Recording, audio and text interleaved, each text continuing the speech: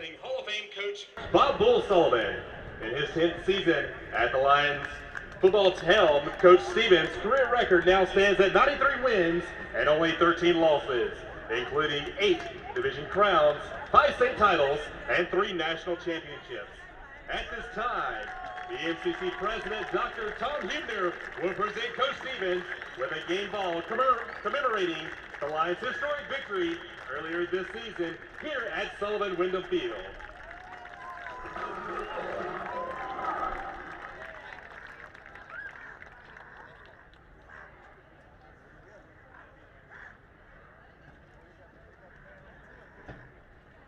Coming into town for homecoming here on the campus of Scooba, Mississippi. The bands are out, and down on the 50-yard line, Coach Buddy Stevens is being presented with a game ball for the all-time winningest coach in East Mississippi history, and being met down on the field by his mother in a warm embrace there. I'm Glenn Beard. I will be doing the play-by-play duty today alongside with Jonathan Holmes. Jonathan. It's a privilege to be here and have an opportunity to watch EMCC. This storied program, 3 national titles, 11, 13, and 14, numerous divisional, numerous state championships as well.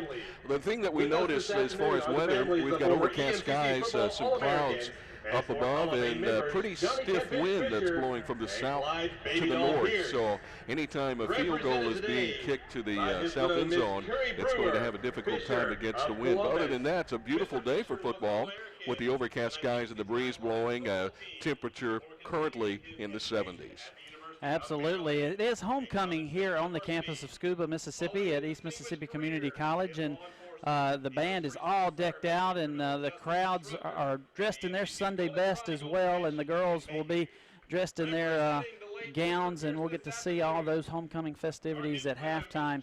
And you know, Jonathan, when you talk about homecoming and homecoming week, it tends to be a bit of a distraction for your football team, but Coach Buddy Stevens said his team is pretty focused and ready to get back to duty and back on the field after last week.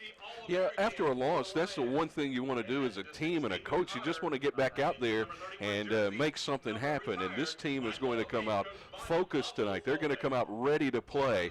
And so Coahoma, if they don't have those shoes tied tight, they're going to get knocked out of them here early in the ball game. Absolutely. Coahoma comes into the contest with a record of 1-6. East Mississippi, on the flip side of the coin, is 6-1 and ready to move on to the next level there. Has created a little bit of a log jam at the top of the The Lions will be wearing special helmet stickers during today's homecoming game against Coahoma.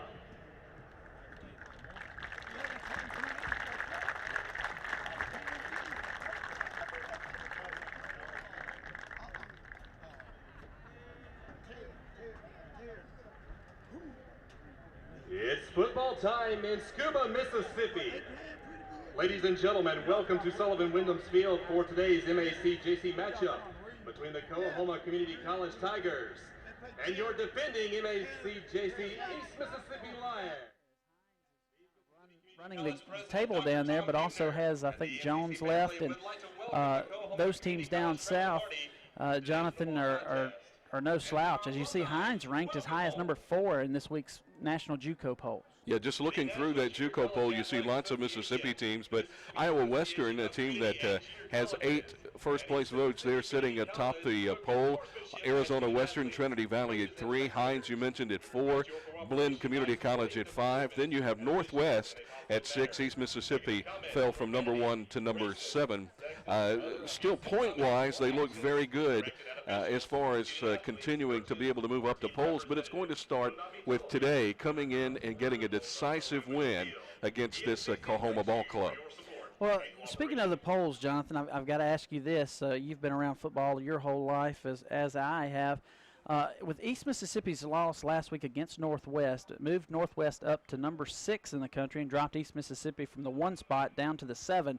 But if you look at the National JUCO rankings, there are a host of teams with one losses on their record. There are only 2 teams in the country that remain, or actually 3, but only 2 in the top 5 that have an undefeated record at the moment, and that's Arizona Western and Hines. Hines will play East Mississippi next Saturday, as a matter of fact. But is there enough time for East Mississippi to climb back into the top 2 and have a shot at the national title? Well, you really think so. A lot can happen between now and the end of the season, especially when you're playing a team that's in the top 4 next week. You can really win this game decisively, go win next week, and then you're looking at an opportunity to move up a couple spots, and you just want to have an opportunity to jump into that number 2 spot by the end of the season. Yeah, I think there's still time. I think there's lots of football to be played, lots of good football to be played by East Mississippi. Absolutely. And speaking of the football that is left, East Mississippi has Coahoma today, which we all kind of feel, you don't want to really say it, but with a 1-6 Coahoma team shouldn't be a problem here on homecoming. Now next week, at the same time, you don't want to have your team looking ahead to next week. The pivotal matchup next week with Hines, and Hines being undefeated 6-0. I'm not sure what they did, or if they played Thursday night or if they play today. I haven't looked at that. But, your eyes don't want to go to that. But at the same time, Jonathan, depending on how the South ends up, if Hines finishes number 1 in the South, East Mississippi plays them next week for the final regular season game. And then we'll turn around and play them the following week for the first round playoff, both on the road at Hines. Oh, wow. Might as well just get a room and stay the week down that way if things work out. But, yeah, that could be something that could fall into a good opportunity for EMCC. You have a team ranked number 4 to be able to beat them twice would really be outstanding for this team. They just want to get back out here and play. Today they feel like they've got something to prove. So as far as overlooking the team, normally you would say that would be an issue, but after getting beat last week, this team is going to come out with a different mindset today, or they should, and be ready to play. Absolutely. They are hungry. Talked to a few of the guys, and they could not wait to get back on the field after that Northwest loss. I was down on the sideline for that contest last week in which the team seemed a little bit flat. I talked to Buddy Stevens before that ball game. He said, Glenn, I'm worried about this one because we've had an absolute horrible week of practice and just haven't been focused and just haven't done the little things needed to do. He said, I'm really concerned, and if we play like we practice this week, this thing could get away from us, and that is exactly what happened. Yeah, loss, you never like to lose. You never want to lose, but sometimes a loss is not the worst thing in the world. It can really cause you to refocus and turn your season around. And talking about being focused today, when I walked up to get onto the elevator, down on the far end, away from the folks, away from the rest of his teammates, there was a young man dressed in a EMCC Lion uniform that was down there doing push-ups all by himself outside behind the stadium. So you can tell he was a guy that was trying to get himself into game day mode, and he was serious about it. Absolutely, and they are ready. And you see the band getting ready to go out onto the field, and they'll play their normal pregame routine as we see also alumni starting to gather in the north end zone, in which it is homecoming, so they're making their way out there to form the what we call the spirit line. And traditionally here at East Mississippi, especially in the new stadium, all the alumni will come out and form lines on both sides, and the football team, rather than running out as they normally do, they will divide up and go by each line and shake the hand of each and every one of those alumni that were former players here at Scooba, Mississippi. Showing a lot of respect. Let's take a 2-minute break. We'll be back to talk more EMCC football on a beautiful day in Scooba, Mississippi. Back in 2 minutes. You're listening to EMCC Football Network.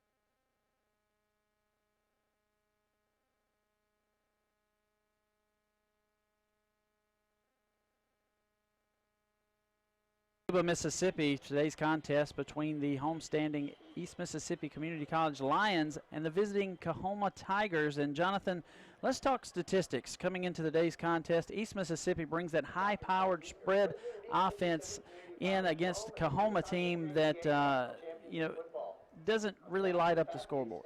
Yeah, Coahoma averaging about 200 yards, 150 yards less a game than the EMCC Lions. If you look at the Lions' total offense for a game, 529 yards per game. That is an incredible amount of yardage on offense. 209 on the ground, 319 through the air, 47 points a game, right at 48, allowing 361 yards. Now looking across at Coahoma, Glenn, they're averaging 310 yards, 145 on the ground, 165 through the air. So as far as you're looking at a balanced offense, as far as producing yardage, Coahoma is very balanced, 145 to 165 through the air. They're giving up, though, 385 yards a game.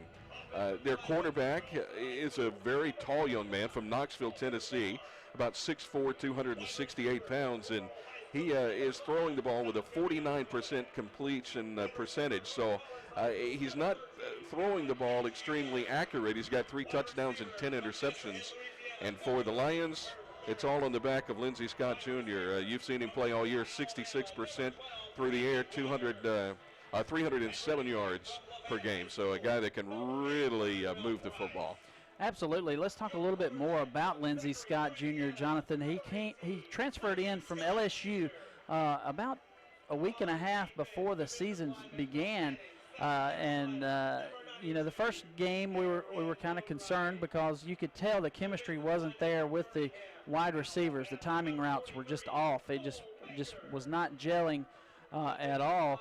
But as the season clicked along, week 2, definite huge improvement between the quarterback and the wide receivers. Also, the offensive line started to gel a little bit, and things really got going. However, last week, just a little bit of a setback.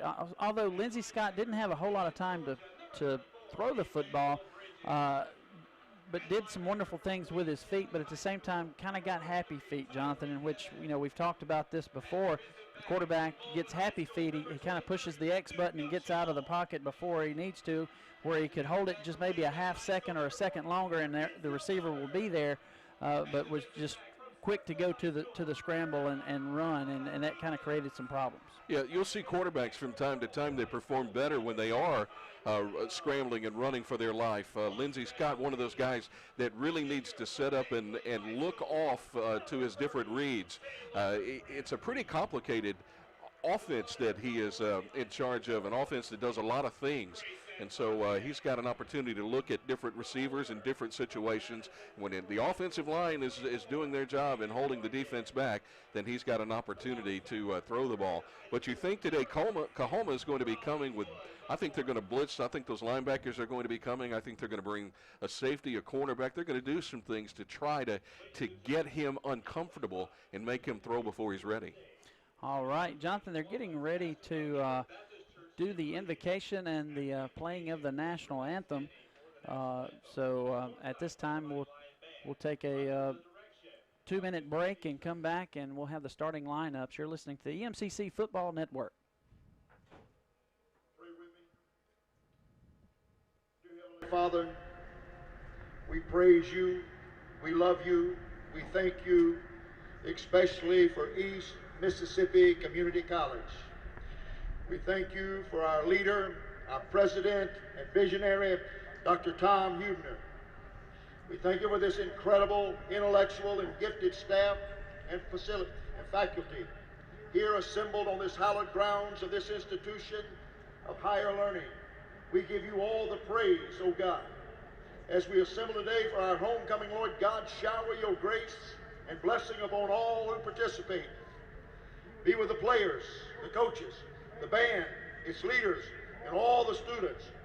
Father, with your continued blessing, may East Mississippi Community College forever be a force and influence upon this great republic of ours.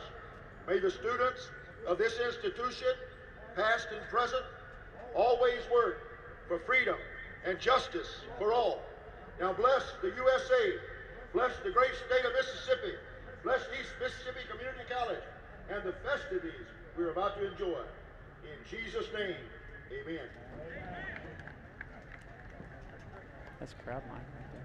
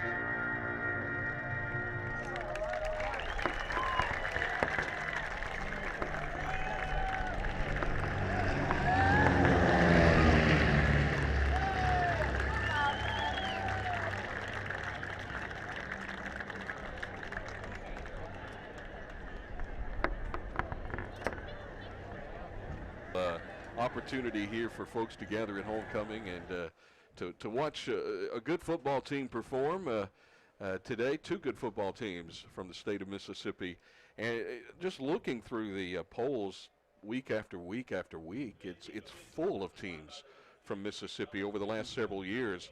I think EMCC's rise to power was part of that, bringing light to Mississippi football in community college. So lots of folks around here are proud of that and excited for this team as we move forward.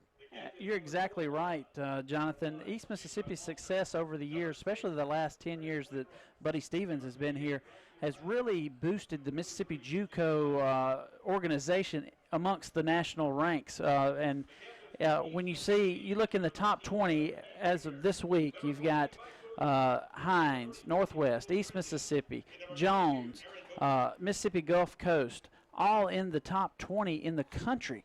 And that's just unheard of. Then you have others receiving votes, Itawamba and Holmes Community College, both receiving votes and almost breaking into the top 20. That's just almost unheard of. You have Navarro, Texas at number 20 with a 4-3 record. So that's kind of an interesting team to be in the top 20. Most everyone else one loss. There's a couple two-loss teams and about 3 that are undefeated, as you mentioned. We're waiting on EMCC to make their way out onto the field. Crowd continues to pull in and file into the stadium. A beautiful parking lot right next door to the stadium. So if you're heading down 45, still plenty of time to get here for the kickoff of EMCC and Coahoma. Absolutely. While you're driving, you're going to have the opportunity to hear me do the starting lineups for East Mississippi. At wide receiver, number 5, Dontario Drummond, 6'2", 195-pound freshman out of Laurel High School. Also, number 13, Calvin Keys Jr. We've talked about him a good bit, 5'10", 190-pounder sophomore out of Collins, Mississippi. At left tackle, Jacoby Jones, 6'2", 285-pound freshman from Starkville. Left guard, Matt Tolles. He'll wear number 55 today. He's 5'11", 325. He's a freshman out of Lafayette High School. At center, number 54, Connor Reinke. He's 6'1", 290-pound freshman from Starkville High School.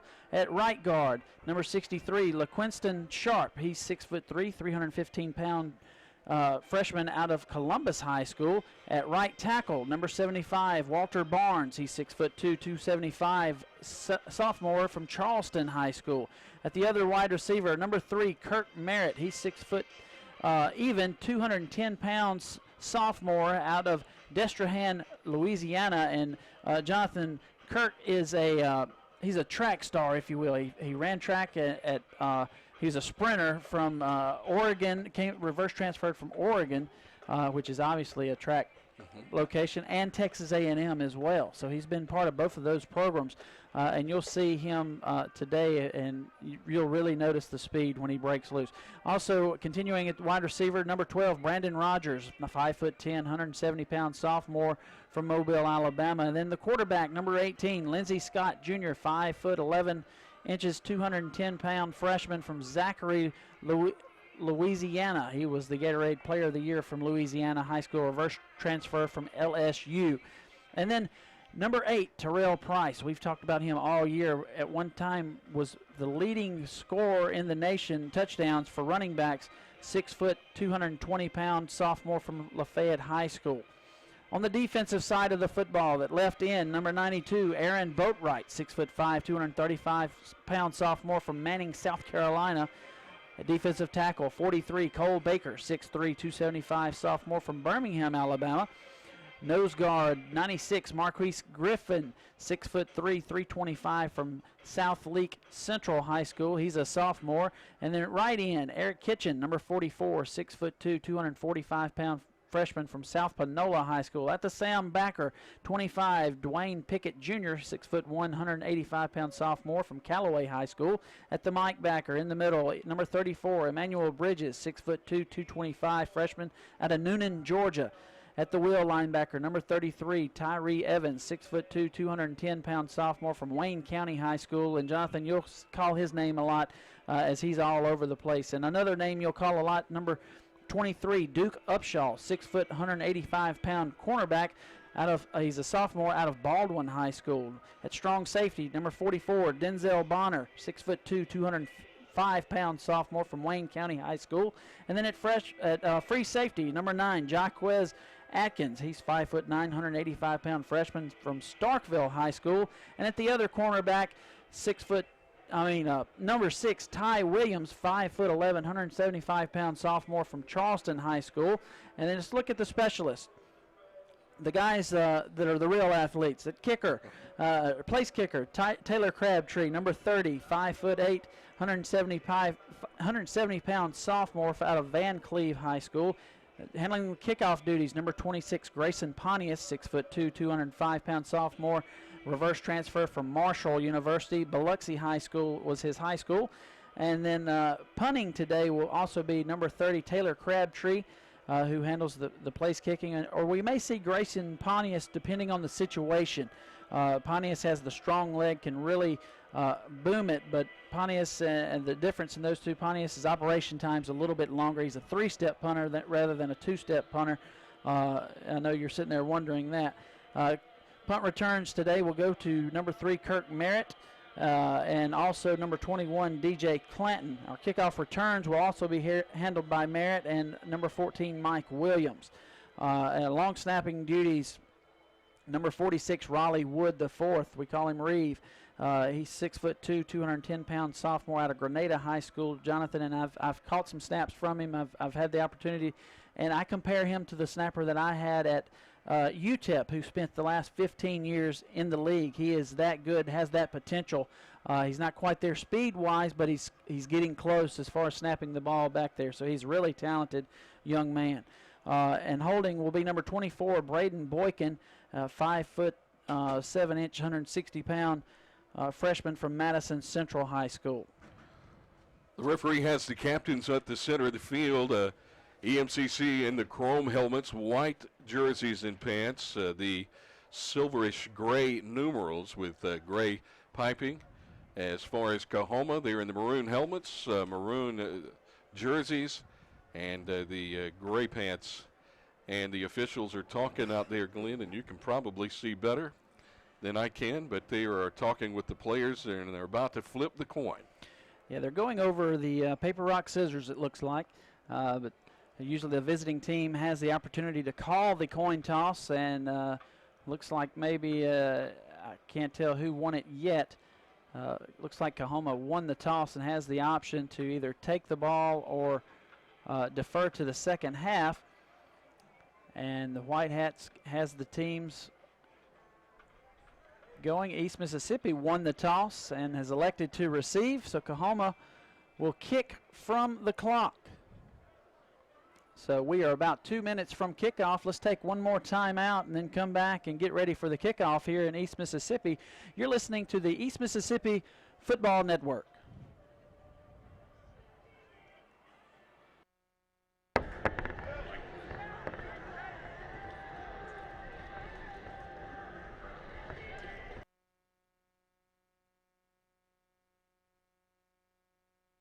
And elected to receive.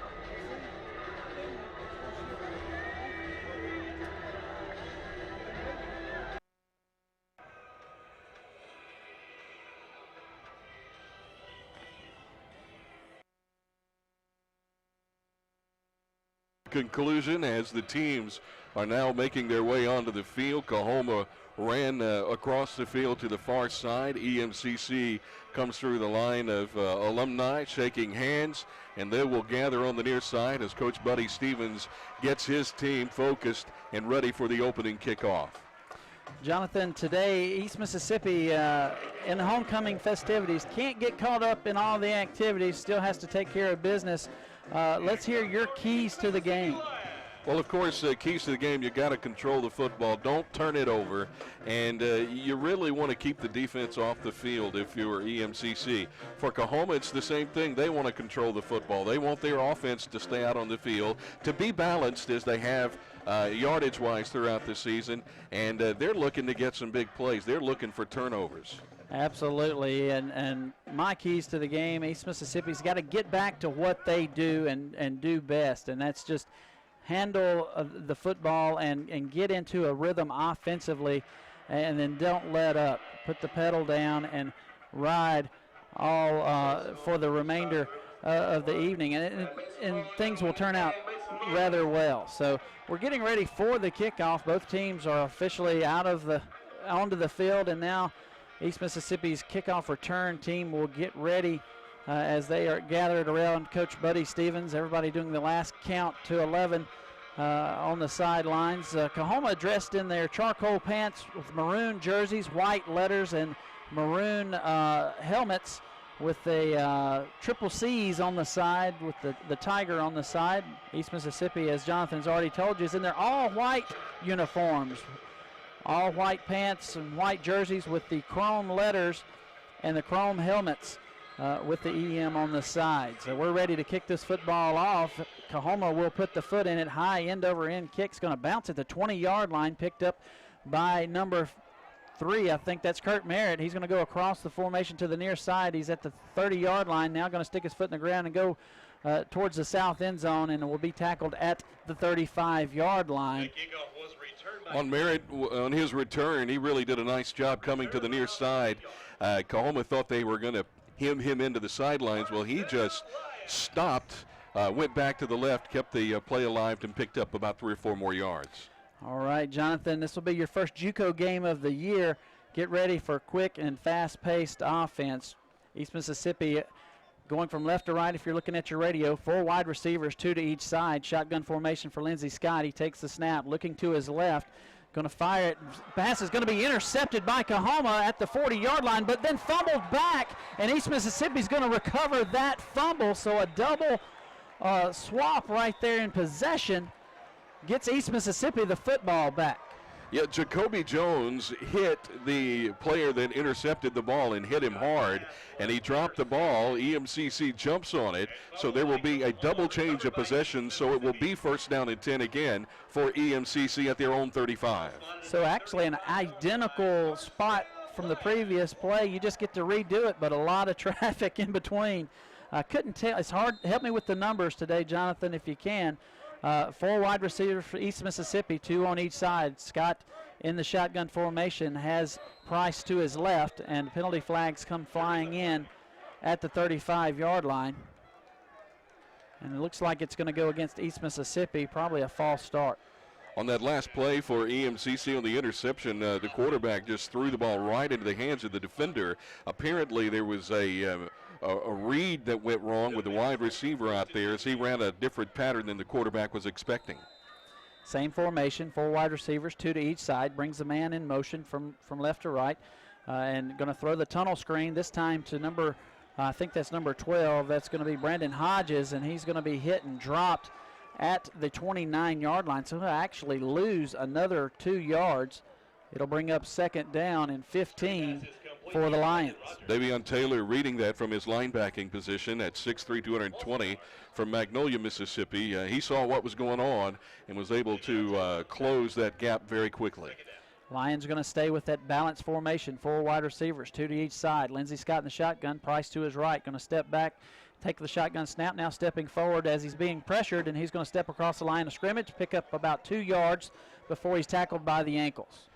Canes on the stop, defensive lineman, able to stand up. He's from Columbus, Mississippi, so he knows a couple of the guys on this team here, able to stand in there and make the stop on the quarterback scrambling. 3rd down and 13 coming up for the Lions. Ball on the near hash. 3 wide receivers to the far side, 1 to the near. Scott in the shotgun. Price to his right, takes the snap, looking to his left. Now he's going to be forced out of the pocket, going to the far sideline, and he's going to heave it out of bounds over the visiting bench, and that'll bring up 4th down, and the Lions will be forced to punt this football away. What a great job by the Coahoma defensive backfield. Those cornerbacks and safeties, and even the linebacker on the weak side had that thing locked down. There was nobody open, and the only thing the quarterback could do was throw it away. We'll see Grayson Pontius come in to punt the football away. He had been sidelined with a shoulder injury. This will be his first time back since that punting the football. High wobbly spiral coming down, and East Mississippi is going to hit the return man, and it's going to be fumbled away, but immediately blown dead as Reeve Wood comes down on the football. It was fumbled away, but it's probably going to be a interference with the receiving team. Yeah, the coverage man ran into the receiver, but there was some blocking going on right there in front. So there's some discussion, I think, with the referees as Coach Buddy Stevens comes out to interject his opinion in what happened as well. But it looked like the blocking affected the player that hit the return man. And if that is so, then that should not be a penalty. Yeah, he'll state his case, but 13:22 to go in this first quarter. Coahoma will not waste any time running their offense out on the field. It's just a matter of where do they get the ball in their opinion. So they're going to discuss that. It's one of those things, Jonathan, if they determine that the coverage team was blocked into the returner, then the flag is waved off and East Mississippi will have the football. Yeah, there was a fumble and EMCC recovered the ball. There is no foul. Keep catch interference. The player was blocked into the receiver, so therefore we have first down play. And that's exactly what we have. blocked into the receiver, that is, and Reeve Wood, Raleigh Wood the fourth, recovered the football. That's your long snapper. Recovered the football for the Lions, and East Mississippi will take possession. First down and 10. Let's see where they spot the football. And the White Hat's going to go over and talk to the Coahoma coach. Not sure who is coaching Coahoma today, as their head football coach last week was ejected and therefore is not coaching today. Yeah, he's out talking about the return man call for a fair catch, but I don't think that would have anything to do with the player being blocked into him. So it's not going to go anywhere. But, you know, sometimes it's frustrating when the officials get together and take such a long time to make a call, but they really talked it over. They got it right, so it's EMCC's ball at the Coahoma 35-yard line with a first down. Ball is spotted on the near hash. 3 wide receivers to the far side, 1 to the near. Scott in the shotgun, Price to his right. They're going to reset the play clock. The 25-second play clock, that is. 13:22 to go in this first quarter. We're all knotted up at 0. And Price will get the football from Scott and go across left side and be met at the line of scrimmage. He may have gained a yard, depending on the spot. Yeah, some great defensive lineman play there. So the nose tackle came through and eventually made the first hit on the ball carrier after he picked up a yard. 2 wide receivers to the near side, 1 to the far. Scott takes a snap, now looking down the field. He has a man. That's number 12, Rogers. He's going to make a man miss and slip down at the 5-yard line. Brandon Rogers with the reception right there on the flag route, Jonathan. Antonio Nelson, all the way from Montgomery, Alabama, was in coverage. He did slip down and then allowed the receiver to get past him, and he was able to get a hand on the ankle and trip him up at the 5. First and goal for the Lions. Scott takes a snap, goes to his left, going to go across the line of scrimmage, keeping the ball himself, and comes down at about the 2-yard line. Lions will have it second down and goal from the 2. Linebacker Cherry comes in and really pops the quarterback and puts a stop to that run about the 2.5-yard line, so second and goal. 2 wide receivers to the near side, to the far. Scott's going to hand it off to Price, going up the middle of the formation. He's powering his way down to the 1-yard line, but Coahoma defense stands tall. Third down and goal coming up for the Lions. 12-12 and rolling in the first quarter. We're knotted up at 0, but East Mississippi knocking at the door. A turnover apiece. EMCC with an interception earlier. Coahoma with a fumble on a punt. And we're knotted up at 1-1 on the turnover battle. 3 wide receivers to the near side. Scott takes a snap, rolling to his right. He's going to push the X button and go across the line of scrimmage, diving towards the end zone. But they say he's down inside the 1, right at the goal line. He did a nice job because the defensive line and the linebackers that were rushing had him hemmed in. He really made a nice move around the line of scrimmage to get through and looked like he may have fallen into the end zone, but they're going to mark him just shy with 4th down and goal. Buddy Stevens not wasting any time, bringing in the jumbo package.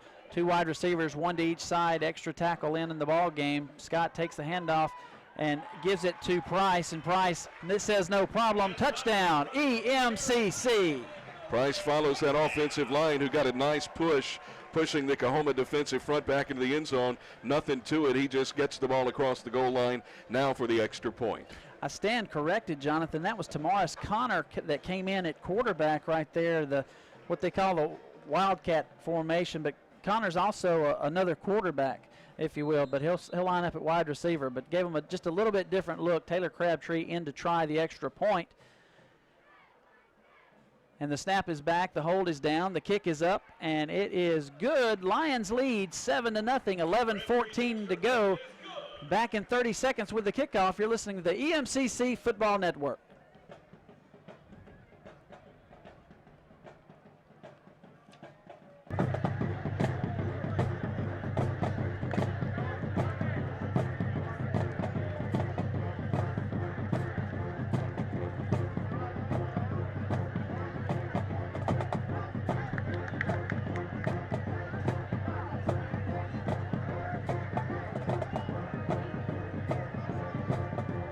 Cherry back deep to receive.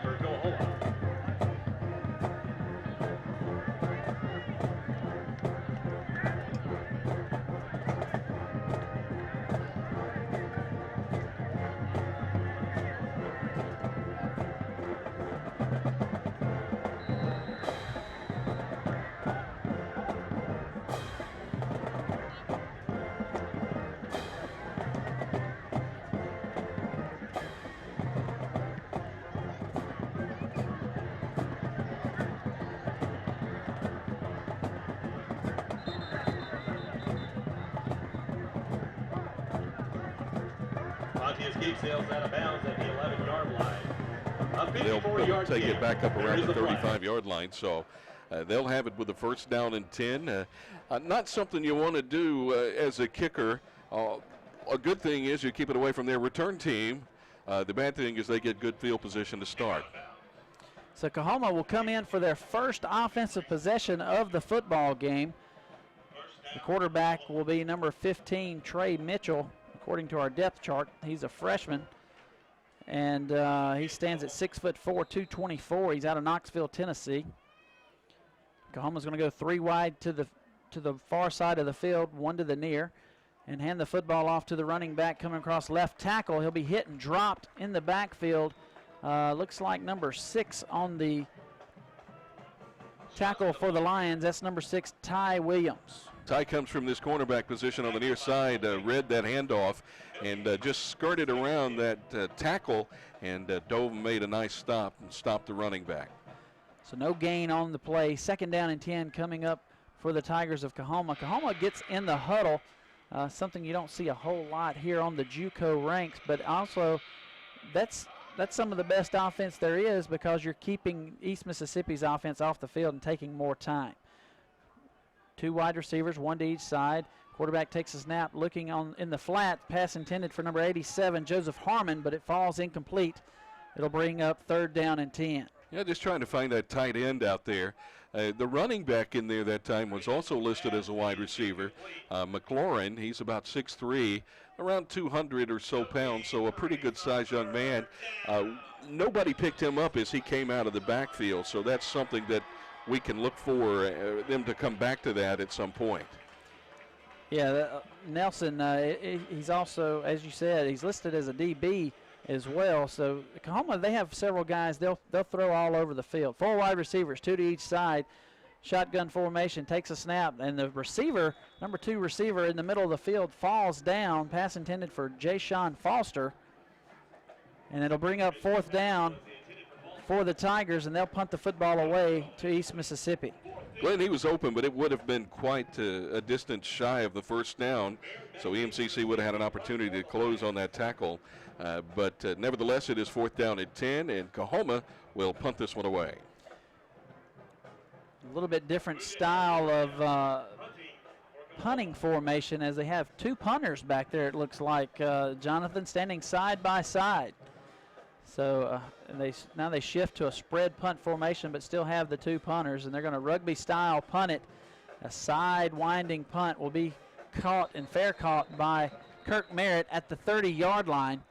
Lions will take over 1st down and 10 from the 30. Good job by Merritt there to catch that ball up over his head.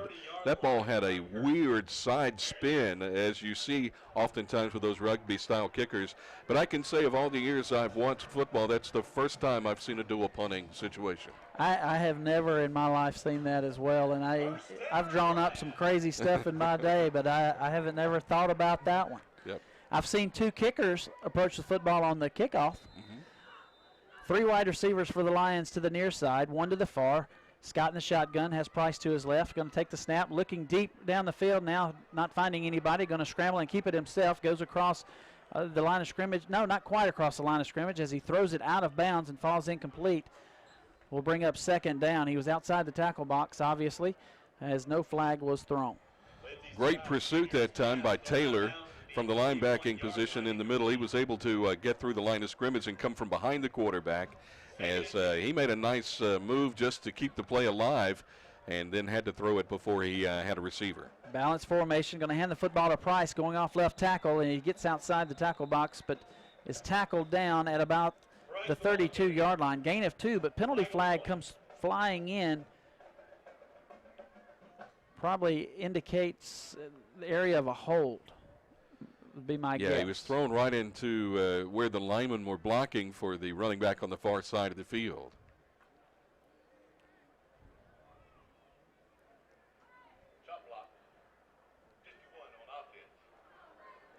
Chop block is the call against the offense. Number 51, Jacoby Jones, 6'2", 285-pound freshman out of Starkville High School. It's the guilty party. That'll back them up from the spot of the foul. We'll replay 2nd down. It'll be 2nd down and 25. Ball will be spotted on the 15, actually the 17-yard line. Jacoby Jones is 6'2", 285 pounds. Ball on that far hash. 3 wide receivers to the near side, 1 to the far. Price stands to the left of Scott. Scott takes a snap, going to swing it out to Price on that far sideline, set up the screen, and he'll be tackled just across the 20-yard line down to the 22. Franklin on the stop. He's a linebacker. This linebacking core for Coahoma tonight, so far, they've been very good, very active as well. So 3rd down coming up for the Lions, 3rd and 16 that is, from the 24-yard line. Very generous spot, and we'll take it. 3 wide receivers to the near side. Ball is on the far hash. 1 wide receiver to the far side. Price stands to the left of Scott. Scott gives a dummy call and then looks to the sideline. He's going to call the play. Takes a snap, looking to his left to the single receiver side. Going to heave it down the field. He has a man, and it's caught. That's number 5. That catches it, Dontario Drummond, and he's going to go all the way. 10-5, touchdown, EMCC. 76 yards on that completion, Glenn, and he just laid it out there perfectly. There was really good coverage as you look at the replay there and see it, but the wide receiver just stayed with it, made the catch, ran it into the end zone. I like what East Mississippi did there. They went 3 wide receivers to the near side and kind of got the zone look on that side, which left the far side receiver with a man coverage, and it was just our man is better than your man. And Lindsey Scott saw the matchup and loved it and threw it up for grabs and hit a strike as Dontario Drummond, 6'2", 295-pound freshman out of Laurel, Mississippi, took it the distance after he caught it, and Taylor Crabtree adds the extra point. Lions lead 14-0, 8:57 to go here in the first quarter. Back in 30 seconds with the kickoff. You're listening to the East Mississippi Community College Football Network.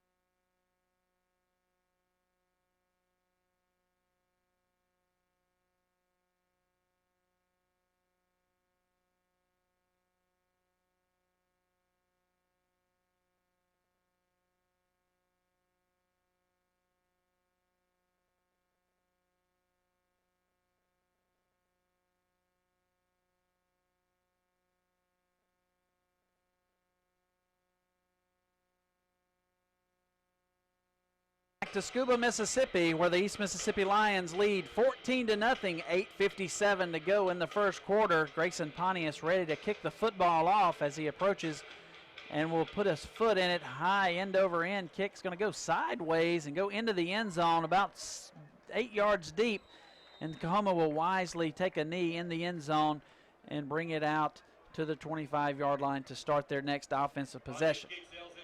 Pontius kicking into the wind there. Had that ball catch up and hold, and it was a beautiful kick. He's got a strong leg, and what a great opportunity to give your team good coverage to get the ball up high, to get it deep into the end zone, and of course most of the time you're not going to get a return out of there.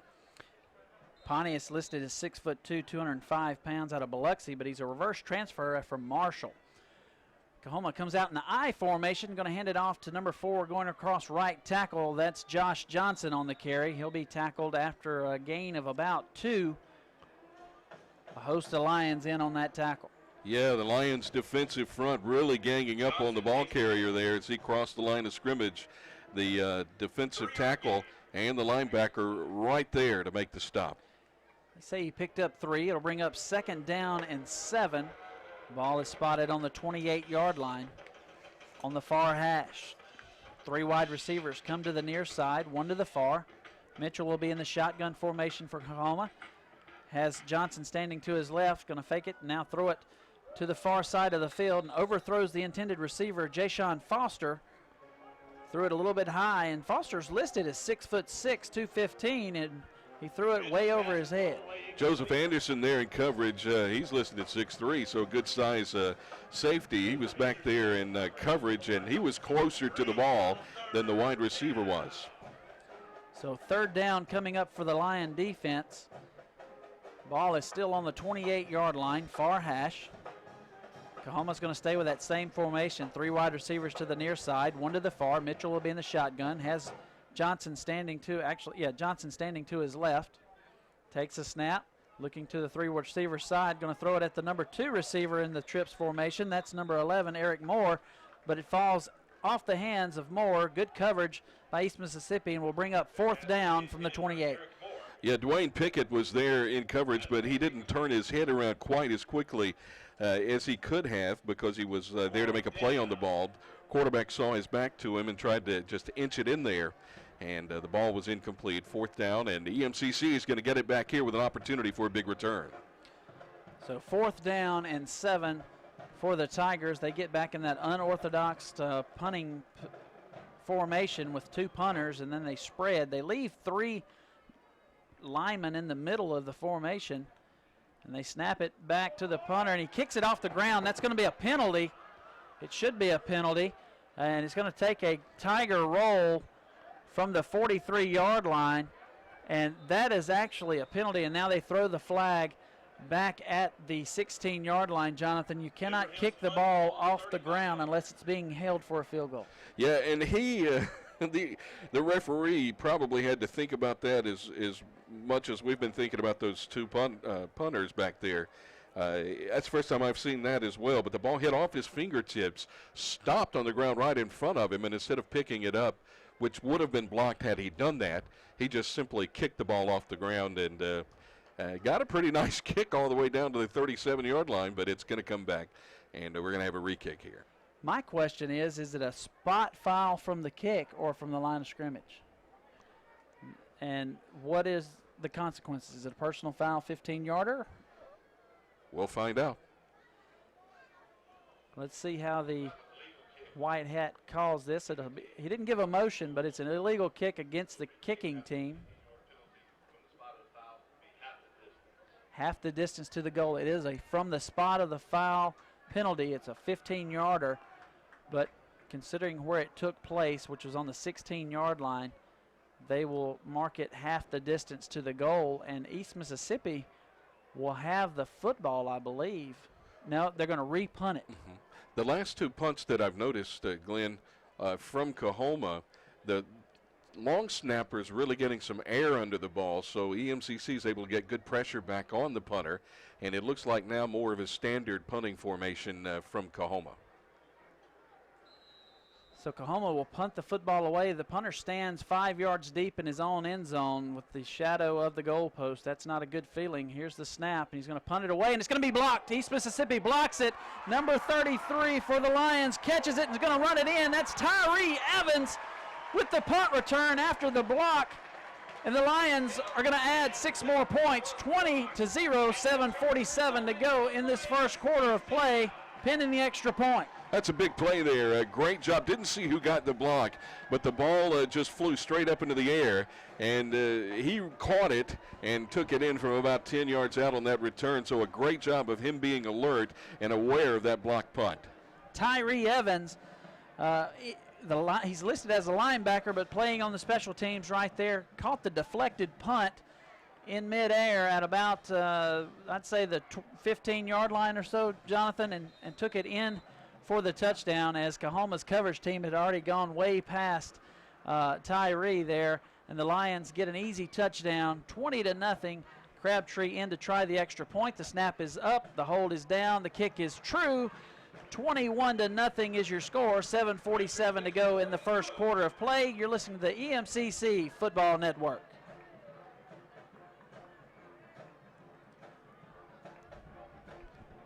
A 30.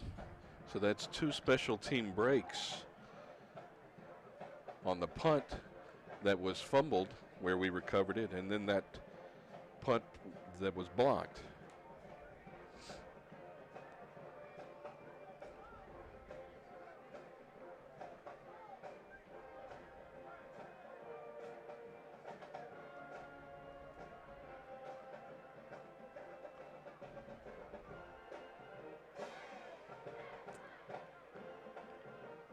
Welcome back to Scuba, Mississippi here on homecoming for East Mississippi Community College. 21-0 is your score, 7:47 to go in the first quarter. And Jonathan, East Mississippi has had the hammer down all day long.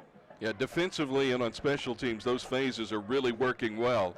We'll see if the offense can get some rhythm here when they get the ball back after this Coahoma possession. Pontius is going to kick the football off. It's fielded at the goal line by number 6. I think that's Clay Brooks, the wide receiver. He'll bring it out and slips down at the 16-yard line. So Coahoma will take over 1st and 10 from the 16. Looked like he slipped over or tripped over that 15-yard stripe. They went down at the 16-yard line. The Coahoma's coming back out with that big offensive line.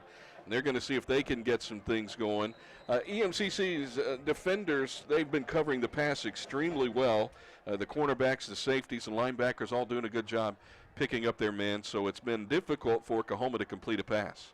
3 wide receivers to the far side, 1 to the near. They bring a man in motion, now back across the formation. Mitchell takes a snap, going to fake the handoff, rolling to his right, and it's going to be intercepted. That's Duke Upshaw with the interception at the 30-yard line. He's going to make a man miss. 20, 10, 5. He's going to dive in over the pylon. Did he get in? Touchdown, EMCC. The intended receiver was Eric Moore. Ball went off his fingertips, and again, alertness by the defense. They caught the ball out of the midair, and what a beautiful return. And the official, a lot of drama there on that far sidelines. He made us wait just a minute for the call, but it was a touchdown, and again, a non-offensive touchdown for EMCC.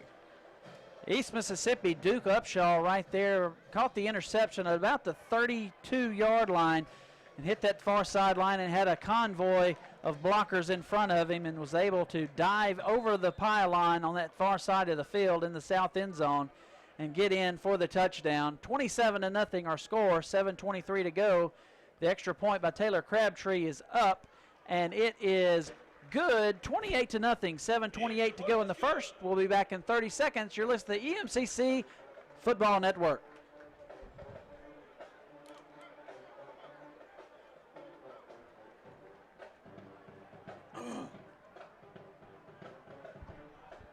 Man.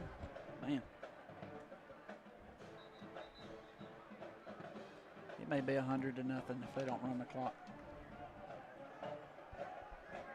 Somebody was saying in the game last night, who was it? The clock was not a running clock with 4 minutes to go in the first quarter. Anawaya game.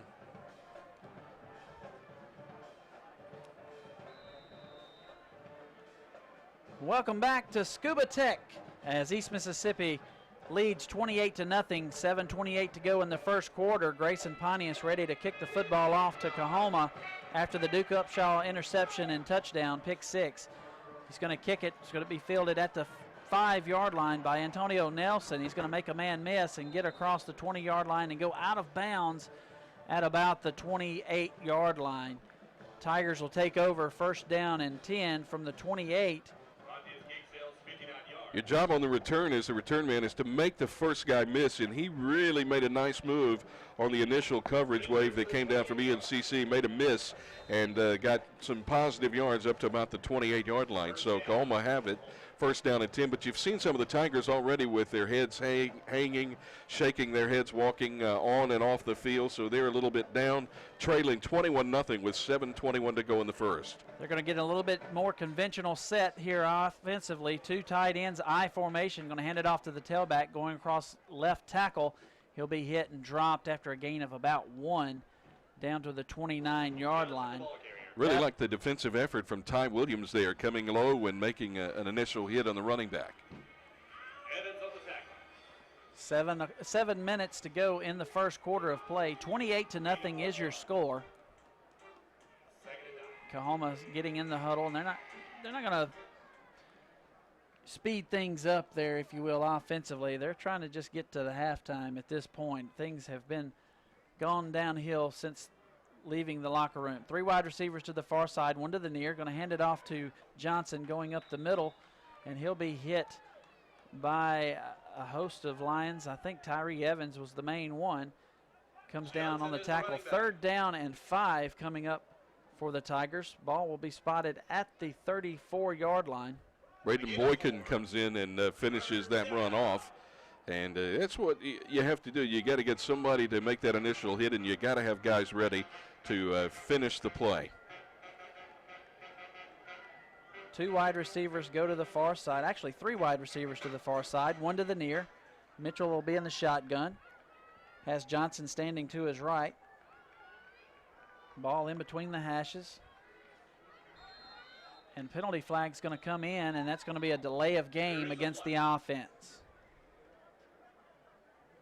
They took just a little bit too much time.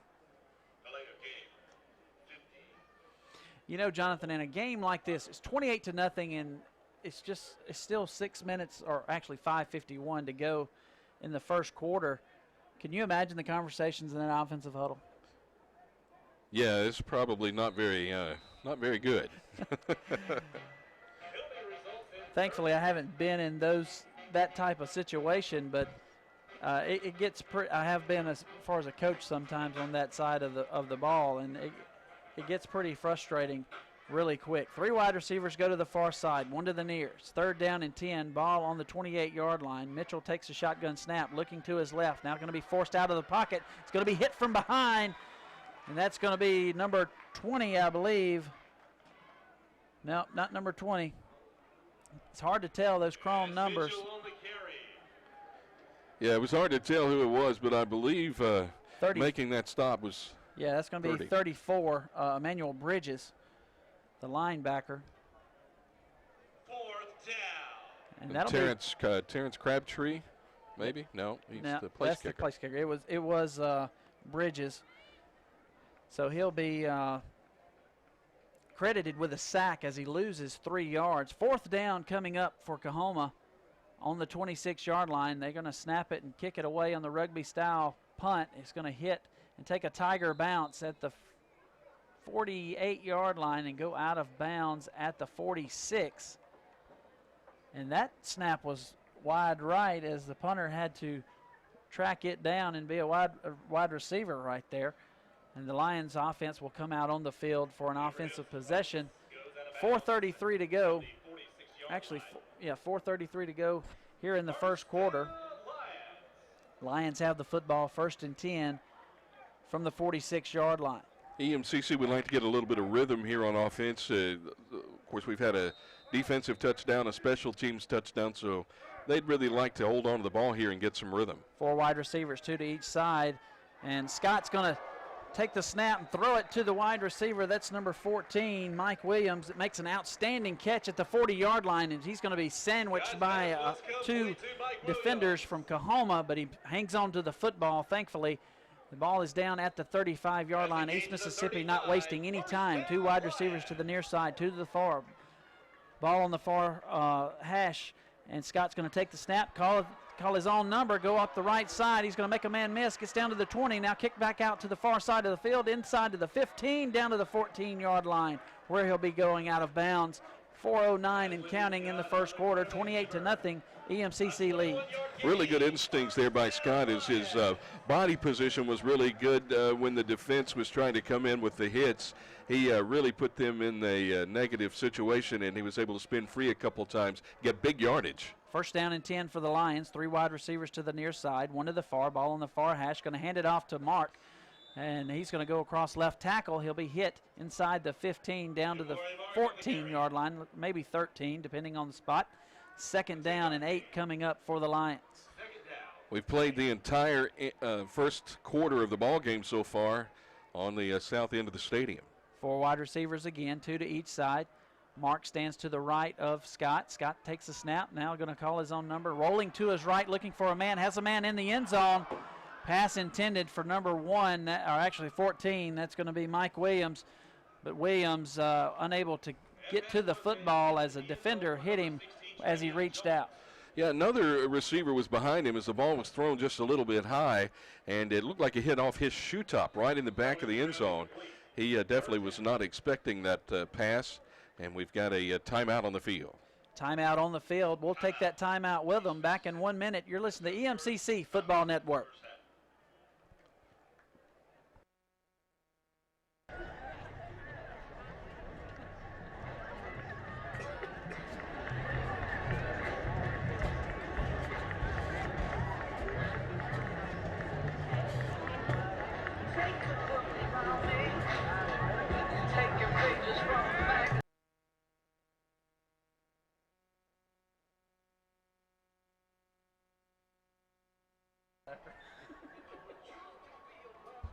On the roster.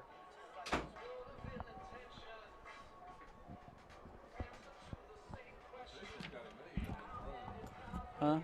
This long chair. The phone.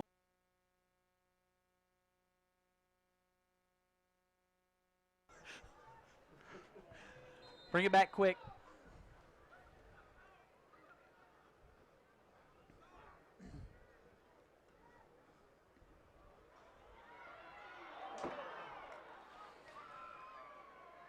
East Mississippi on third down, 3 wide receivers to the near side. Scott's going to throw it, pass intended for number 1, Crowell, in the corner of the end zone, just out of reach. Going to bring up 4th down and 8, and the Lions are going to attempt a field goal. He had beat Jamal Jones back there and was running free.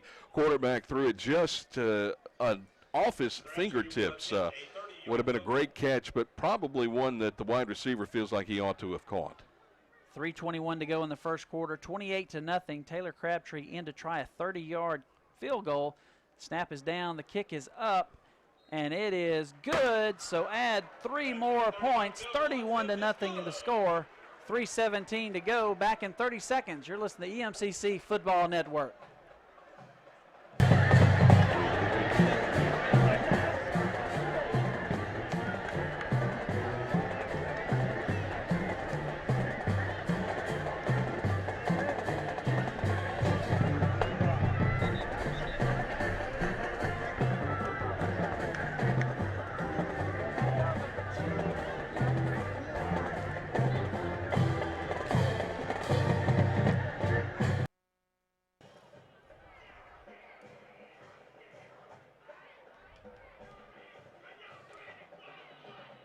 Welcome back to East Mississippi Community College. 31-0, Lions lead. 3:17 to go in this first quarter of play.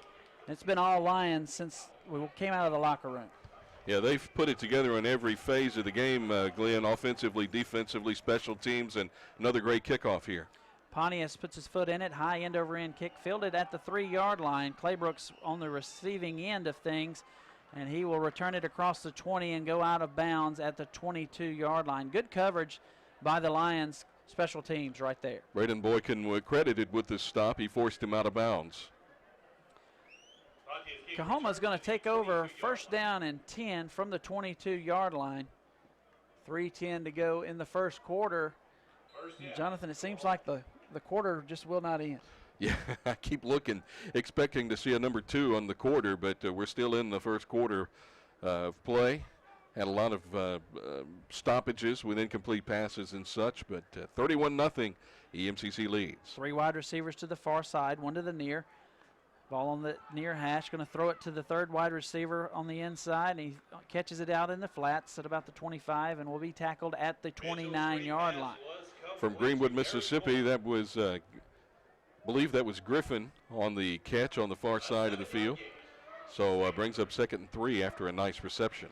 2nd down and 3, ball on the 29-yard line. Far hash, 3 wide receivers to the near, 1 to the far. Mitchell will be in the shotgun. Has Johnson standing in the pistol formation behind him. He's going to take the snap, hand it, actually he's going to fake it now, throw it on the quick slant to Jashawn Foster. Catches it at the 40-yard line and is immediately tackled at the 42, but that's enough to move the chains for the Tigers. Play action is a great tool on your offense when you've got a pursuing defense that's really active, and EMCC is reacting right now, and so that play action worked really well. 3 wide receivers to the near side, 1 to the far. Mitchell takes a snap, rolling to his right. It's going to be pressured out, throws the ball incomplete on that far sideline. Pass intended for Foster again, but good pressure by the defensive line of East Mississippi. Great job on the pressure. It looked like the quarterback may have been trying to throw a back shoulder fade, but was not able to get enough on the ball because of the defense not giving him enough room to step when he threw. So a good job defensively for EMCC. Ball spotted on the 42-yard line on the far hash. 3 wide receivers come to the near side, 1 to the far, going from right to left. Mitchell in the shotgun, has Johnson to his left, takes a snap, going to hand it to Johnson, going across right side. He gets outside the end at the 40-yard line, but immediately tackled. Not going to get much room on that far side with that defensive end of East Mississippi. coming down with a tackle. 1 yard gain, 3rd down and 9 coming up for the Tigers. Defensive front hit the gaps to the left. And when they hit those gaps to the left, that's where the ball was supposed to go, right through the line. And he had to bounce it outside. And what a good job in pursuit and containment by EMCC. Yeah, Aaron Boatwright on the tackle, that defensive end on that far side. 3 wide receivers to the near side, 1 to the far. Mitchell takes a snap, looking to the far side. Pass is going to be broken up. Duke Upshaw gets his hand in there just at the right time, and it's going to bring up 4th down. And the adventure is about to begin for Coahoma's punting team. It's been the most exciting part of the game so far anyway, the punter chasing those snaps down and that rugby-style punt. That time we almost got there a little early as we hit the receiver just at the same time the ball got there. But again, that 2-punter formation. I think I figured it out, Jonathan. It's because the long snapper's a little wild. If he'll just hit one of them, and the other one, whoever catches it gets to kick it. Hit the guy in the middle. Tigers kick the football. It comes down on the 40, takes a Tiger bounce inside the 30-yard line down to the 27. And the Lions will take over 1st down and 10 from the 27-yard line. Winds died down quite a bit since we started the ball game. Still, at times, we'll see a gust. EMCC still facing that wind with 1:22 to go in the first quarter. Didn't affect the kick earlier. That 30-yarder sailed way through the uprights. Would have been good for 40 from 40 or 45. So EMCC with another opportunity here in the first quarter, leading 31-0. Lindsey Scott Jr. and company comes out to the 27-yard line. 1st down and 10, 4 wide receivers, 2 to each side. Price standing, actually that's Mark standing to the right, and Mark going to hand the football off, get the football that is, go off left tackle. I'll get it out in a second. Down to the 35-yard line. Good carry by Jamori Mark.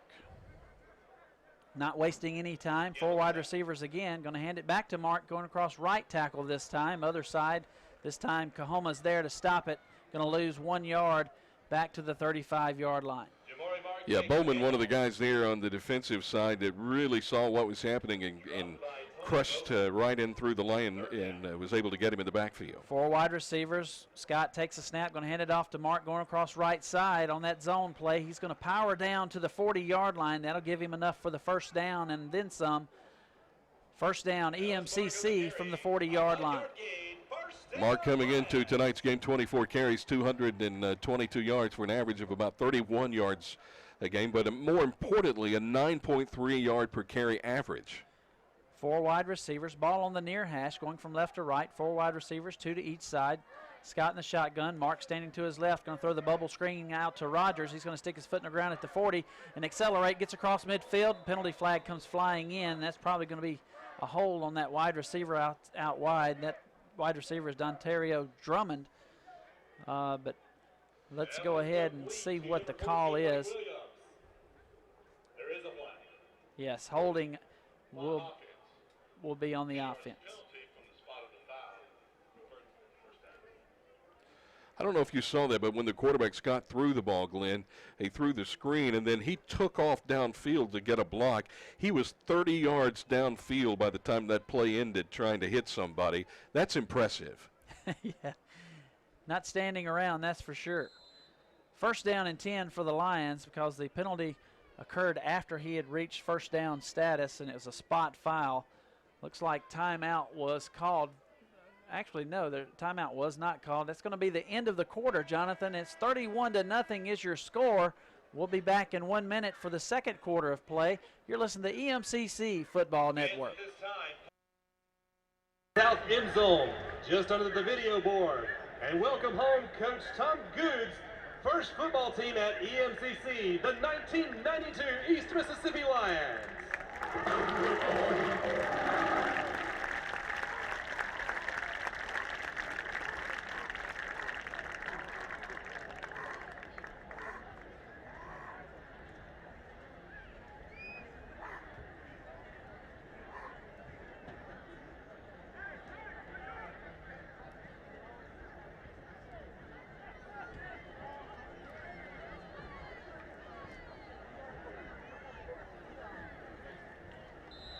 Still sound okay?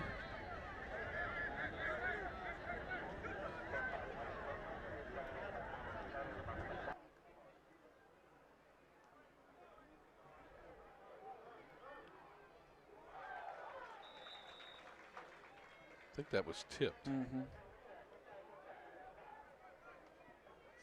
pass is complete to number 3, Kirk. Welcome back. East Mississippi not wasting any time. Lindsey Scott rolls to his right, finds a wide receiver. It tipped at the 50-yard line, but catches it down to the 42, and now rushing to the line of scrimmage. 4 wide receivers. Scott takes a snap, going to be flushed out of the pocket and throws it out of bounds. It'll be 2nd down and 10 from the 42-yard line. Great pressure from the left side of the defensive front, Jeremiah Keynes, the young man who tipped that last pass. So he's made an impact on the last 2 plays for Coahoma. So 2nd down and 10 coming up for the Lions. They're going from right to left now as we've gotten to the 2nd quarter of play. 4 wide receivers, 2 to each side. Jamori Mark stands to the left of Lindsey Scott. Scott takes a snap. Going to swing it out to Mark down at the 40-yard line. He's going to make a man miss, get inside the 40 down to the 36-yard line. Jalen Lee finally there to put the stop after Braxton Brown just missed him. And Lee was able to make the put down, but not until after 5 yards on the pickup, 3rd down and 5. Ball on the near hash, wide receiver to the near side, 3 to the far side. Going to hand it off to Mark, going across left tackle. He gets across the 35, down to the 31-yard line. That's going to be a 1st down for the Lions, and that'll move the chains. Yeah, nice job on the play call and the run by the running back as Mark's got on the corner here and just did something really smart at the end of the run. He grabbed the ball with both hands to prevent a fumble, and he knew he was going to get hit. He held on to it. 1st down Lions. Going to stay with the same formation. 3 wide receivers to the far side, 1 to the near. Scott takes a snap, looking to the single side. Now going to push the X button, get across the 30-yard line, call his own number down to the 26-yard line. He'll pick up 4 yards himself. 2nd down and 6 coming up for the Lions, and they'll rush back to the line of scrimmage. One thing you like to see from Scott is when he was getting up, he was directing Drummond on where he wanted him to go there as that play broke down. 4 wide receivers, 2 to each side. Going to hand the football off to Mark, going across left tackle. He'll get down to the 25-yard line before he's tackled by number 9. That's Tony Bowman from Coahoma. Gaines also there, 41 Joyner standing there as well at the end of that play. Gaines is going to check out for Coahoma.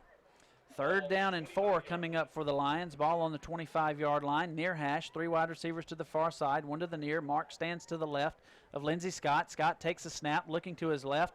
Still has all kinds of time. Finds a man deep into the end zone. Pass caught. Mike Williams for the touchdown. EMCC. I don't know how you get that wide open, but he was standing there 15 to 20 yards away from the defender, and the quarterback just threw a shot. He threw a BB right there between the numbers, and a great reception for a touchdown.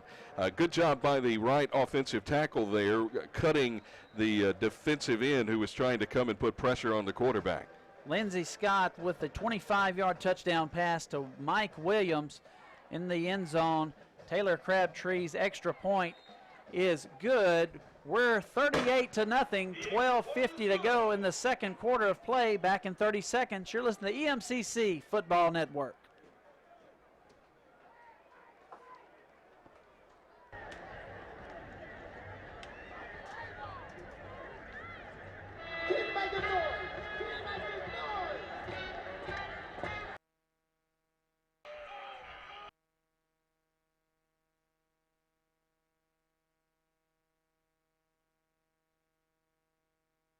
Sick about last week.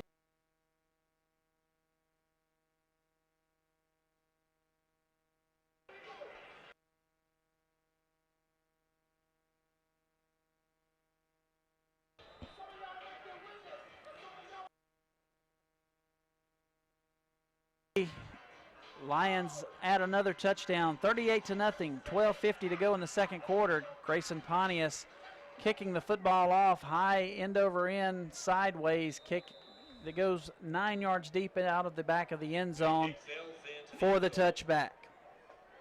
That kick really changed angles as it started just straight end over end, and as it got up into the air, it turned sideways and just drove right through the end zone. Good job, great strong leg by the kicking team. Coahoma's going to come out for another offensive possession. 1st down and 10 from the 25-yard line. Going from left to right this time.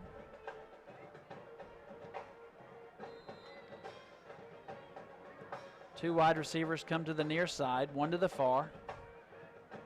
Mitchell will be in the shotgun. Has a halfback standing to his right, and Johnson will be in the pistol. And Mitchell takes a snap, going to hand it to Johnson. Fumble on the play, and East Mississippi's got it at the 24-yard line.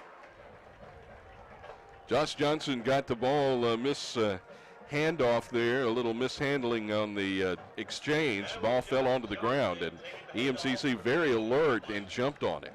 The football came out and was laying on the ground, nobody around it for a good second.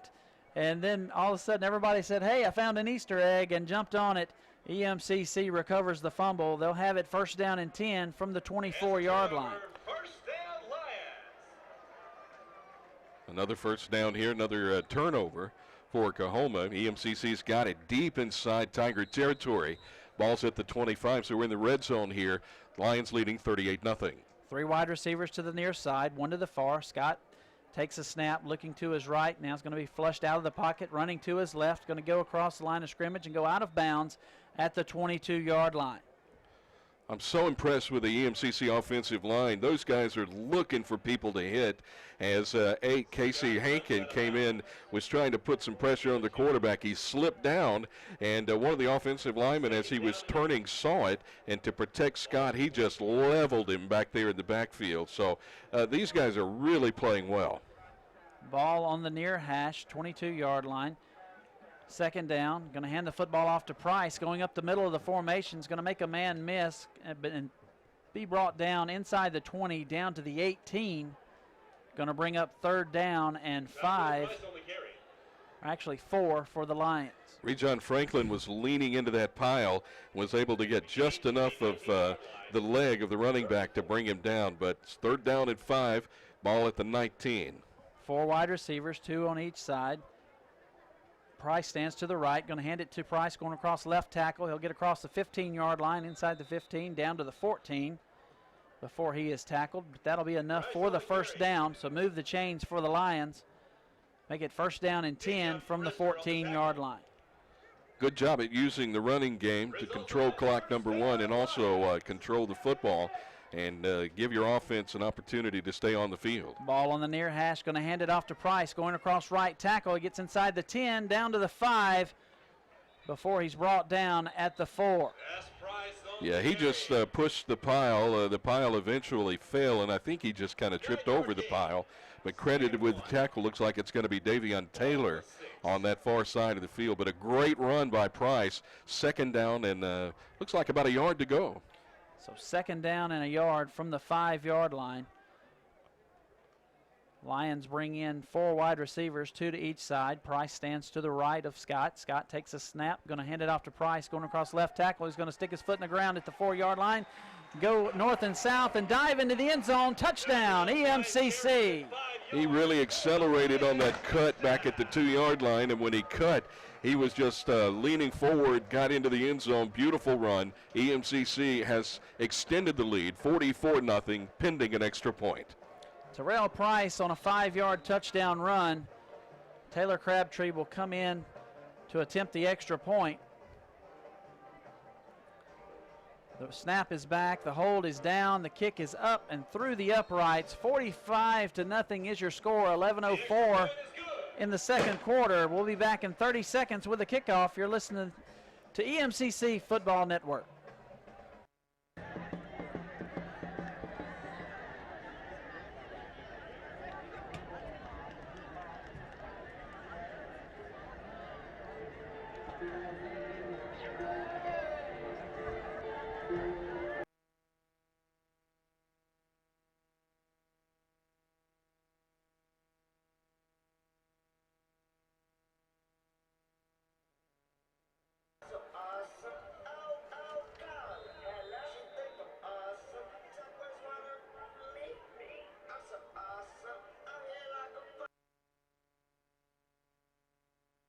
Lions add another touchdown. 45-0 is your score. 11:04 to go in the second quarter. Grayson Pontius sticks a foot in it.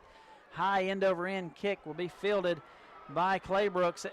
3 yards deep in his own end zone, but he's going to bring it out. He gets across the 10 down to the 12-yard line, and penalty flag comes flying in back at the 25-yard line. Ill-advised to return that football out of the end zone. Most of the time when you see that happen, you see a return man that gets stopped prior to the 20-yard line, or the 25 now, which is where the ball would be spotted. So we've got a flag, and we'll hear from the official. Sideline warning on East Mississippi. That's their first warning of the first half. A sideline warning against East Mississippi. It looked like some of the players, and maybe even some of the coaches as well, were well outside the coaches and players box down toward where the ball is spotted. And so the official threw the flag on the official that's on the near sideline. Coahoma will have the football, first down and 10 from the 12-yard line, going from left to right. They're going to bring two tight ends into the ball game, one wide receiver to the far side, getting the I formation. Mitchell under center is going to hand it off to Johnson, going across left tackle. He'll be hit and met after a gain of about 1.5. We'll bring up second down. Johnson follows the block of the mammoth fullback at 5'10", 245 pounds, Tommy Butler from Macomb. Butler just hit the hole there and tried to blow something open, but the EMCC linebacking corps saw the hole, dropped that linebacker in the spot, and he made the stop. So second down and 8 coming up for the Tigers of Coahoma. They get back in that I formation. Mitchell's going to throw it this time. Drops back, 3-step drops, going to heave it up. Pass is deflected. Great coverage on that far sideline as it falls incomplete. Yeah, he was looking for something one-on-one. He saw he got it. It's just the point that EMCC had, like you said, great coverage. Had that left shoulder, or actually the right shoulder, in the chest of the wide receiver as he was right there with the perfect play, perfect position to knock the ball away. Third down. Third down coming up for the Tigers. Ball still on the 13-yard line, or 14-yard line it is. One wide receiver to the far side. They get back in the I formation, going to run the lead to the left side, and he'll bend it back to the right, gets across the 15 down to the 16-yard line. Lions tackle him with authority. He'll bring up fourth down and 6 to go.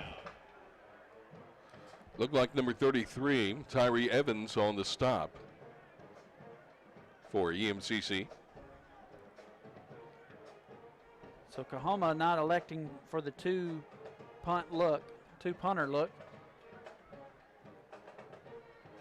They get ready to punt this football away. It's fourth down as a timeout is called on that far sideline for Coahoma. We'll take the timeout with them. We'll be back in 30 seconds. You're listening to the EMCC Football Network. They didn't have quite enough out there, did they? Oh, they have 10 men on the field? Yeah. The other guy just said, I'm not going out there.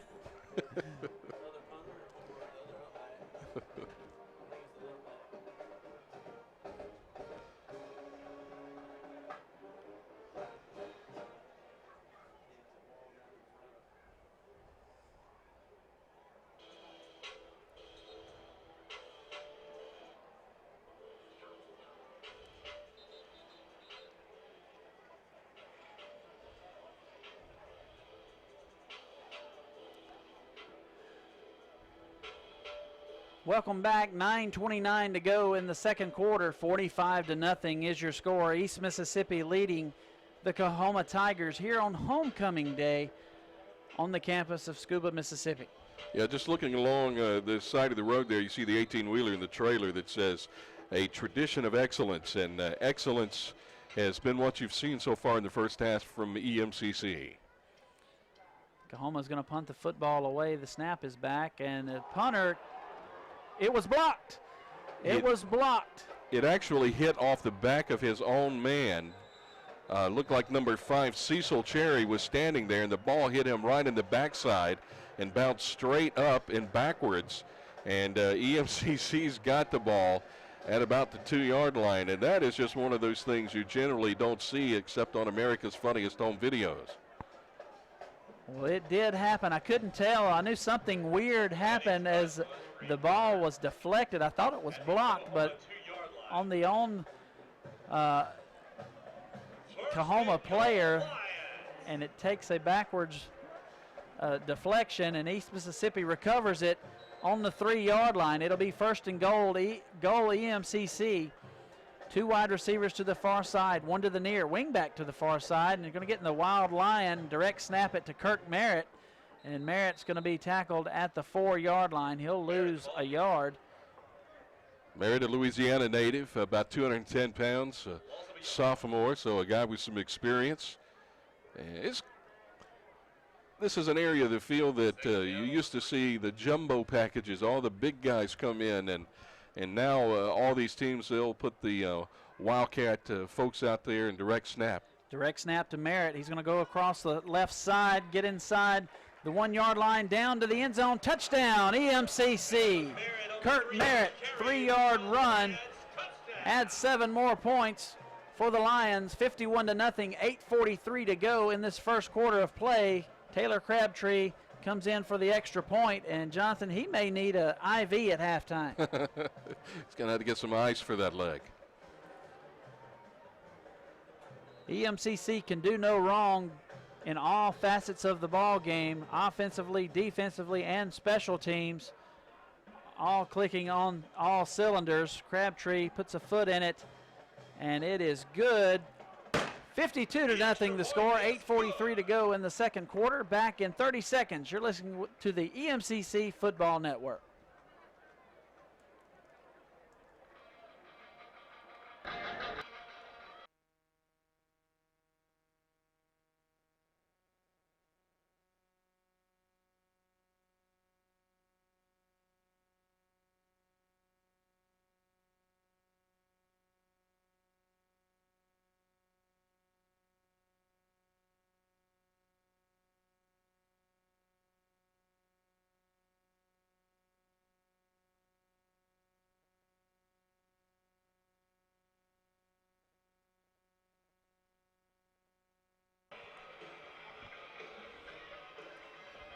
Welcome back. Grayson Pontius ready to kick the football off. High end-over-end kick, fielded 3 yards deep, and Coahoma is not going to run this one out, Jonathan, as they take a knee. And penalty flag comes rolling in. I think frustration is really starting to take over for the Tigers. They on the near side of the field, I don't think this is where the flag was thrown, but they were all over an EMCC player. A couple guys hit him from behind. So illegal block in the back on the receiving team, Coahoma. So half the distance to the goal there. So Coahoma will start this offensive possession inside the 15-yard line, as they have the last couple times. So 3 wide receivers go to the far side. They're going from left to right. 1 wide receiver comes to the near side. Mitchell will be in the shotgun, has Johnson standing to his left. Going to take the snap, looking to the 3 wide receiver side. Going to swing it out wide on the bubble. Makes the catch. That's number 11, Eric Moore. He's going to be hit and dropped at the 20-yard line. He'll gain about 6 yards. It'll bring up 2nd down and 3 for the Tigers. Those short passes are going to be fairly easy to complete because EMCC is given plenty of cushion. You don't want to get beat deep, but you'll let them have everything they want in front of you with 8:17 to go in the second quarter. 2nd down and 3 coming up for Coahoma. 3 wide receivers come to the near side, 1 to the far. Ball on that far hash. Mitchell will get in a shotgun formation. Has Johnson standing to his left. Takes a snap, looking to that single wide receiver side. Has Moore again over in the flats. Makes the catch at the 30-yard line. He's going to get up the field to the 32 before he goes out of bounds. Actually, I think that's number Claybrooks. That's going to be number 6 for Coahoma on the reception. You know, coming off a loss last week, EMCC came out tonight. They wanted to do the little things well. The small things, they wanted to do them better than Coahoma, and so far they have just executed perfectly in this ball game. Three wide receivers to the near side, one to the far. Ball on that far hash. Mitchell in the shotgun is going to hand it off to Johnson, going up the middle of the formation. Gets across the 35-yard line down to the 37. Will be the spot, maybe 38. Going to bring up 2nd down and 5. Ball will be spotted on that far hash, that is. Three wide receivers as they break the huddle comes to the near side, one to the far. Mitchell in the shotgun has Johnson to his left. Takes a snap, looking to the wide side of the field. Ball is going to be tipped up and falls incomplete. Outstanding play right there by Ty Williams. I was just looking at the height of Stephon Harmon, the wide receiver that was over here on the near side. 6'3", 195 pounds. The quarterback thought he had a little seam to throw the ball in, a little zone soft area. But, boy, did EMCC close on that football fast and make a nice defensive play. 3rd down and 5 coming up from the 38-yard line for the Coahoma Tigers. Going from left to right. Three wide receivers come to the near side, one to the far. Johnson will be in the pistol behind the quarterback, Mitchell. Mitchell's going to take the snap, hand it off to Johnson. Actually going to play action. Pass intended for Clay Brooks. Overshoots his wide receiver, and it falls incomplete. It's going to bring up 4th down for Coahoma. He had him running open on that little skinny post right there on the hash marks. Just overthrew him, or that could have been 6 points. So 4th down coming up for Coahoma, and they'll have to punt the football away again. And 6:34 to go here in the second quarter. It's 52-0 in the second quarter. Back deep to receive. It's hard to tell the numbers, but anyway, they're going to rugby-style punt it. And the receiver will catch it at the 23-yard line, hit that far sideline, makes a man miss at the 30, 35, still on his feet, going out of bounds at the 42, but penalty flag comes flying in at the 35-yard line. Probably going to be a block in the back about that area. I think that may have been Clayton there on the reception of the punt, and a nice return, but he really did a nice job. He was going full speed, just stopped, let the pursuers go right by, and then he was able to cut up the field. The penalty flag was thrown, and we'll now hear from the head referee. Illegal block in the back on the receiving team, 32. Continuing penalty from the spot of the foul. First down, East Mississippi. Whitehead called it. Block in the back against EMCC. So they will start. This time they'll have to go 75 yards to pay dirt. Probably the longest field position they've had. Yeah. Starting position that they've had inside their own territory. 6:19 to go in the second quarter. 52-0 is your score. East Mississippi leading. Coahoma Tigers.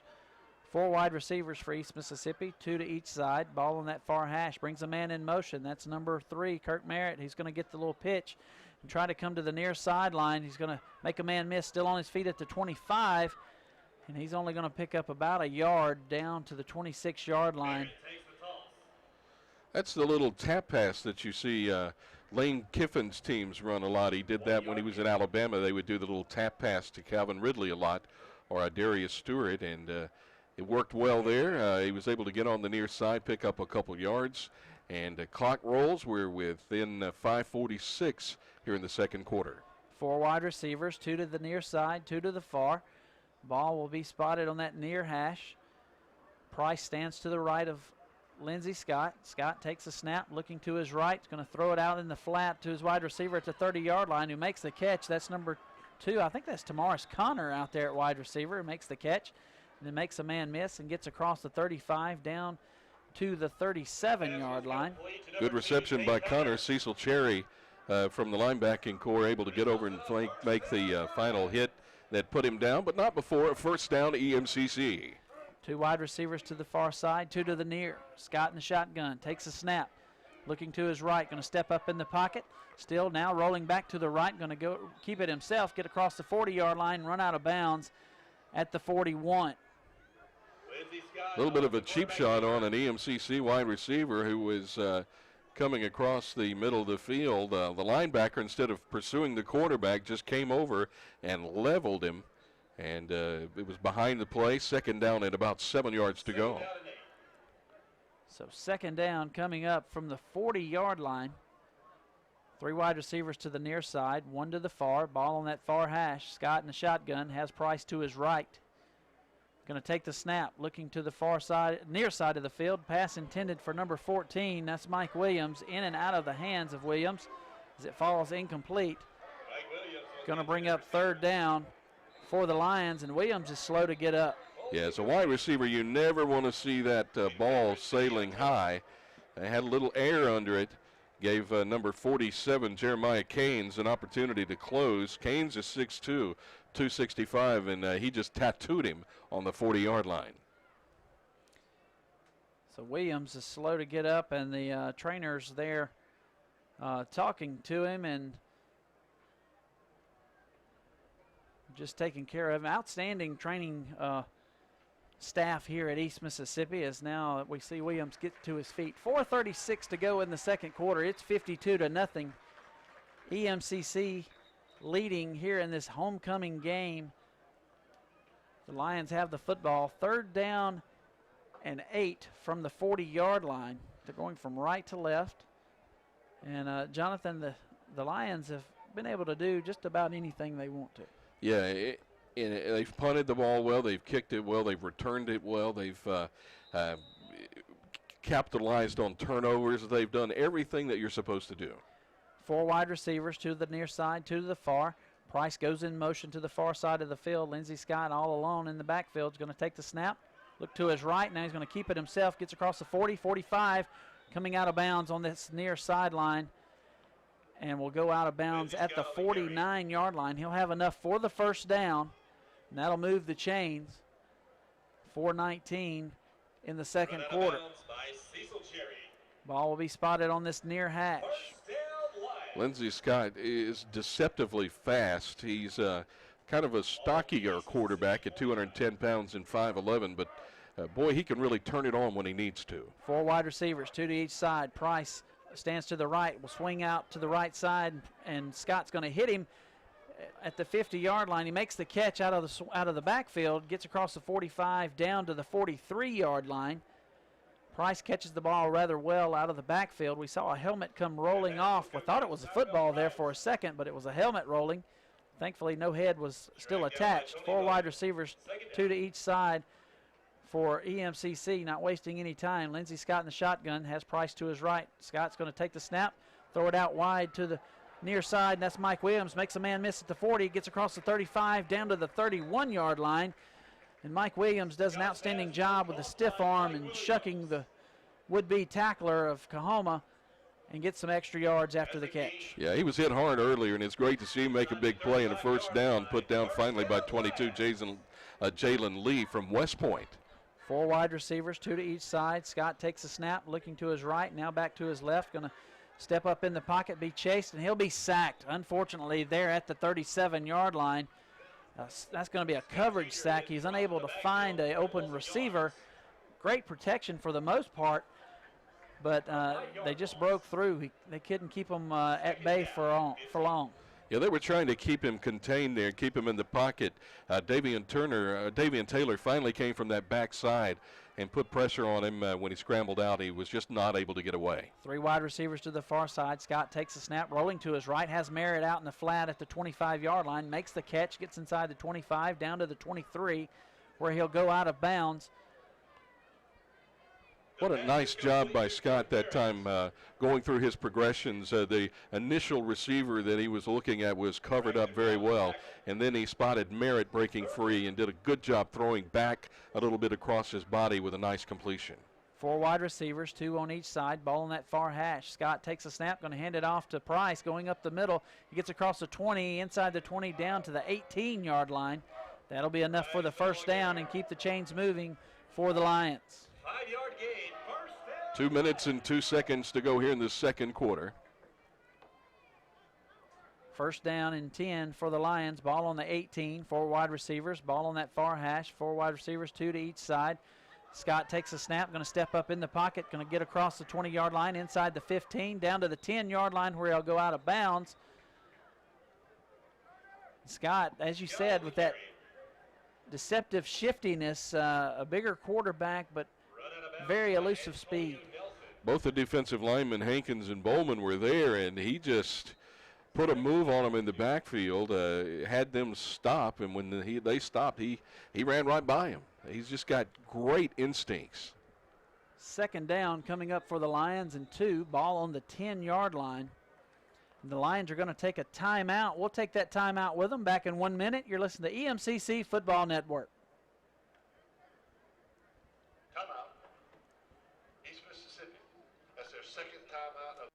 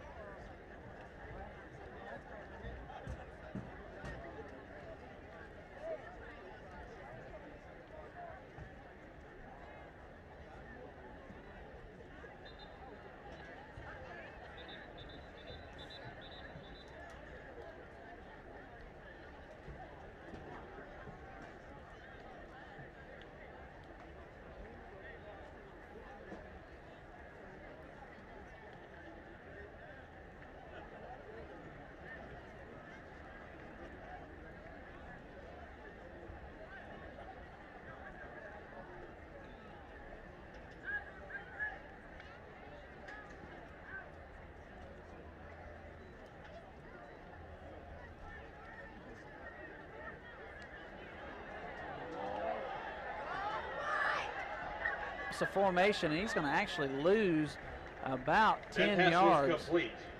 on the tunnel screen, Jonathan. Yeah, That's number 12, Brandon Rogers. I'm sorry. Rogers caught the wide ball receiver about the on line of interception. scrimmage there, and then as he was coming back to the near side, he just steadily kept going backwards. So Loss of yards. they were right there near the first down marker, and it's going to be third down at about 14 now for EMCC. Third down, ball on the near hash, ball spotted on the 22. 3 wide receivers to the far side, 1 to the near. Lindsey Scott throws it, pass complete to the number 2. That is Tamaris Connor. He'll catch it at the, I think, about the 5-yard line where he'll go down and be tackled. That'll give him enough for the pass first is down at complete least. to Tank Connor. Scott saw something he liked there when he threw the ball right there across the middle to Connor, but Antonio Nelson That's a gain to the was there 5. defensively First at the down line. end, but not until a first down to EMCC. 4 wide receivers, 2 to each side. Going to hand it off to Price, go up the middle of the formation, down to the 1-yard line, just short of the goal. It'll bring up second down and goal from the 1. East Mississippi not going to waste any time. 4 wide receivers, 2 to each side. Price will stand to the left of Lindsey. Scott, that is, and Scott will call his own number, go across left side, dive into the end zone for the touchdown. EMCC. That's Lindsey Scott on the 2-yard Lindsey Scott carry, Jr. with a 1-yard touchdown run off left tackle, puts the Lions up 58-0 with 16 seconds to go here in the first half of play. Taylor Crabtree will come out and kick the extra point. Yeah, what a nice job by Scott leading this team in the first half. 58 points. Reeve Wood in to snap it. Good snap, good hold, good kick. 59-0 your score. 16 seconds to go in the first half of play. Back in 30 seconds, you're listening to the EMCC Football Network.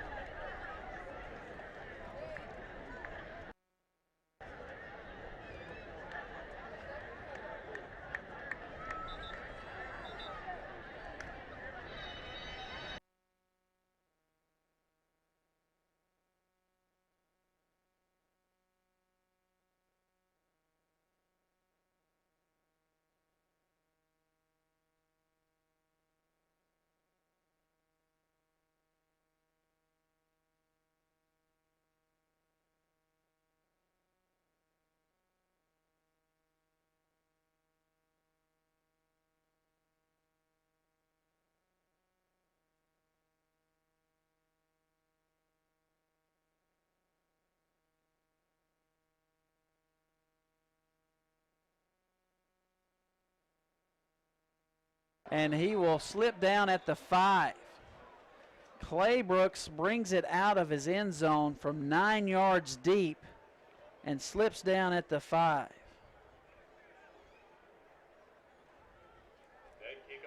What do you say to that? I was trying to think of something. Not much there for the kick returning team for Coahoma tonight. Pontius has just done a great job booming it into the end zone, and he's just not giving them anything. They're frustrated. He was trying to make something happen, and just a wrong decision. 59-0. Coahoma is going to get in the I formation. Mitchell's going to hand it off to Nelson, going across left tackle. He'll get inside. He'll get to the 6-yard line where he'll be tackled, and that will end out our first half of play, 59-0. Jonathan, your thoughts on the first half? Well, it's been all chrome helmets with the white uniforms. It's been all EMCC. They've executed perfectly in every facet of the ball game. The real mistake came first play of the ball game when we threw the interception, but then we got the ball right back. After we hit them, they fumbled it right back to us. Other than that, EMCC has just played a near perfect first half of a ball game. Absolutely. 59-0 is your score here at the half. Back in 3 minutes, you're listening to the EMCC Football Network.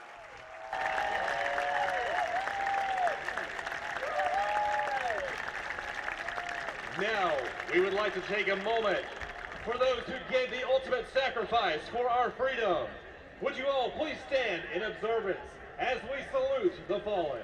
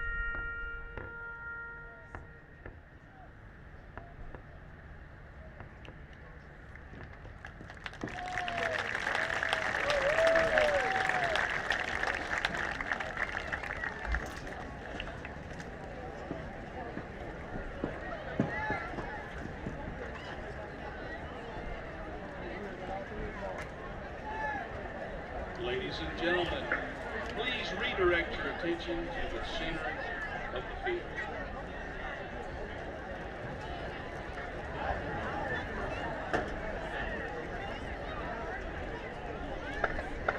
Today we will recognize the 2017 inductees into the East Mississippi Community College Sports Hall of Fame. These outstanding athletes have contributed significantly to the storied athletic past of East Mississippi Community College.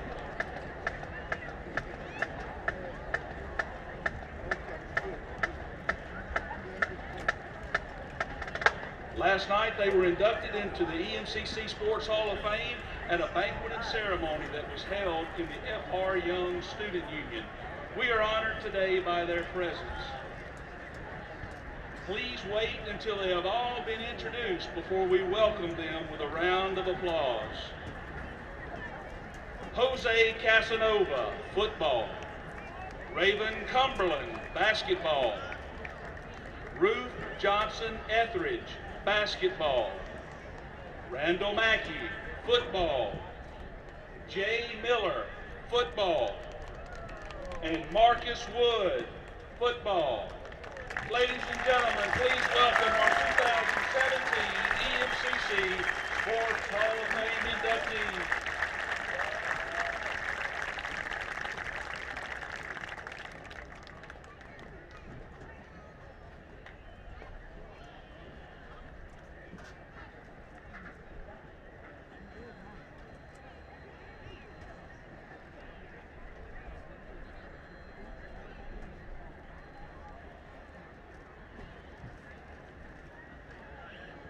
Ladies and gentlemen, please direct your attention to midfield and welcome the 2017 Alumnus of the Year, Patrick Webb, and Distinguished Service Award recipient Nick Clark and his wife Jane. EMCC Alumni President Teresa Pittman will now present the Alumnus of the Year Award to Patrick Webb.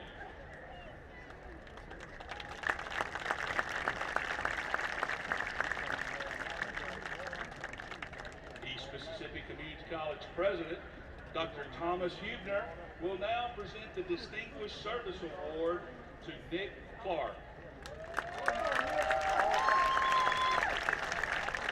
Ladies and gentlemen, your Alumnus of the Year, Patrick Webb, and Distinguished Service Award winner, Nick Clark.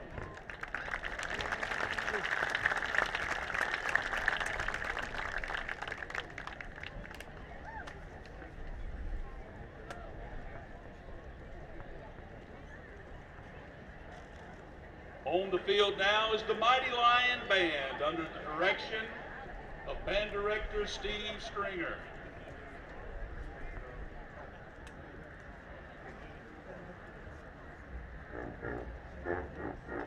Ladies and gentlemen, I am honored to present to you the 2017 East Mississippi Community College Homecoming Court under the direction of Mrs. Brandy Hill and Mrs. Janet Briggs.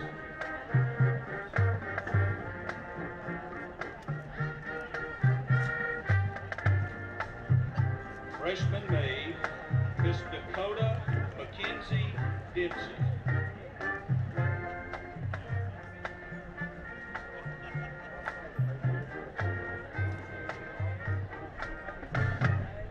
Miss Dempsey is the daughter of Jared and Kristen Dempsey of Louisville.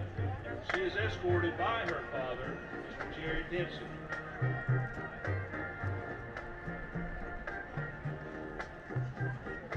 At Winston Academy, Miss Dempsey was Miss Personality for 2 years, as well as senior maid on the homecoming court. She also graduated with honors. At EMCC, Miss Dempsey is a member of Phi Theta Kappa, as well as an EMCC ambassador. After graduating from EMCC, she plans to transfer to Northeast Mississippi Community College to pursue a degree in dental hygiene. Freshman maid, Miss Dakota Mackenzie Dempsey.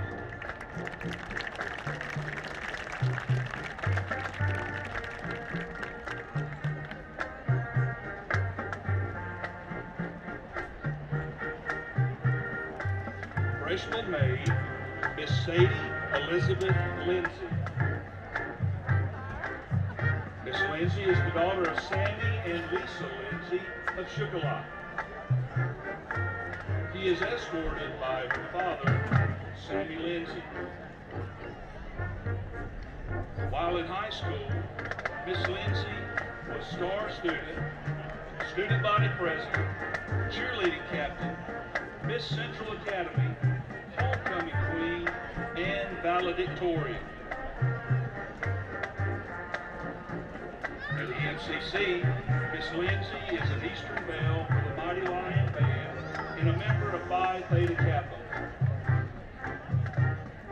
After graduating from EMCC, she plans to attend Mississippi University for Women to earn a master's degree and eventually become a nurse practitioner, specializing in the field of obstetrics and gynecology. Freshman maid is Sadie Elizabeth Lindsay.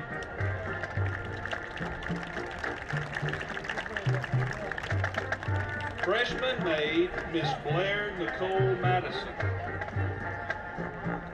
Miss Madison is the daughter of Jane Stacy Madison and Heather Lee Madison of Columbus.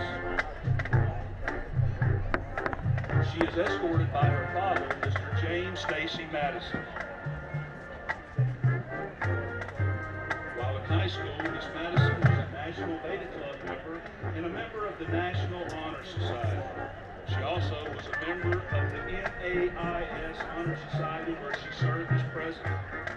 During her high school years, she obtained more than 182 community service hours.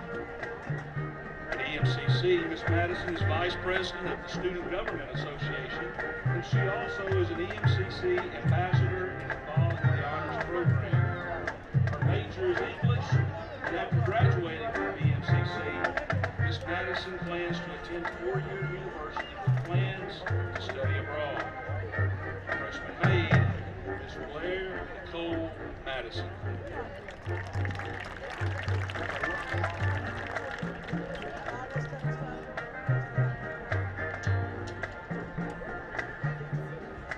Freshman maid, Miss Morgan Shuttleworth. Miss Shuttleworth is the daughter of Scott and Mary Margaret Shuttleworth of Caledonia.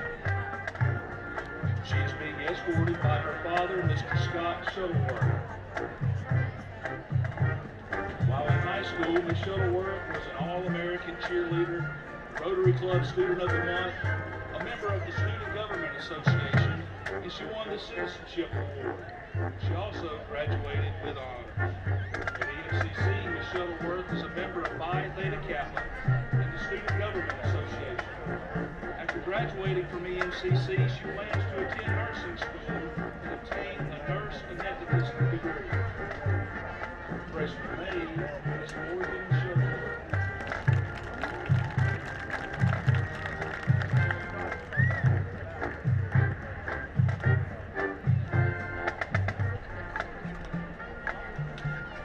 Freshman maid, Miss Abby Claire Stokes. Miss Stokes is the daughter of Chris and Pam Stokes of Philadelphia. She is being escorted by her grandfather, Mr. Ronnie Stokes. While in high school, Miss Stokes was varsity cheer captain, varsity basketball co-captain, two-time All-American UCA cheerleader, a member of the Honor Society, and also a member of the Student Council. She received an NAIS Literature Award. At EMCC, Ms. Stokes is a member of the EMCC Eastern Bands. Currently, she is Miss Neshoba County Fair and will compete in the Miss Mississippi pageant in June 2018. After graduating from EMCC, she plans to attend the University of Southern Mississippi to obtain a master's in nursing and eventually work as a nurse practitioner. Freshman maid, Miss Abby Claire Stokes.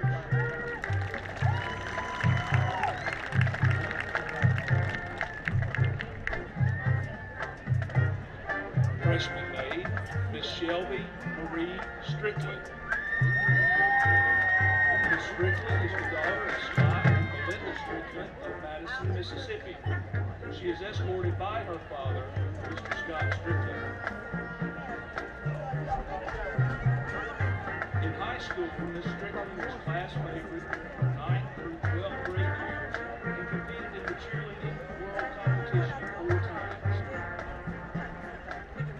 At EMCC, Miss Strickland is co-captain of the cheerleading team. After graduating from EMCC, Miss Strickland's immediate plans to join the University Cheerleading Association staff. Eventually, she would like to become affiliated with the established cheerleading program or begin a new program. Shelby Marie Strickland.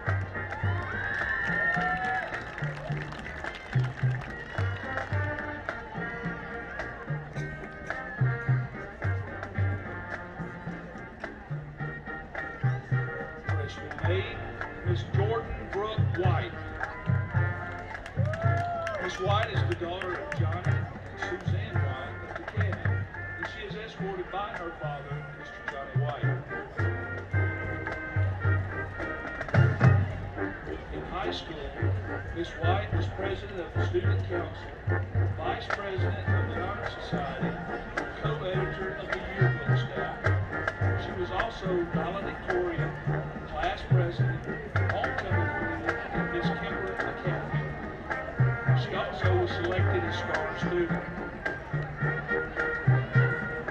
At EMCC, Ms. White is a member of the Student Government Association where she serves as treasurer, the Baptist Student Union, and the Honors Program. She also serves as an EMCC ambassador. attend the University of Southern Mississippi to earn a master's degree in speech language pathology. Swim maid, Miss Jordan Brooke White.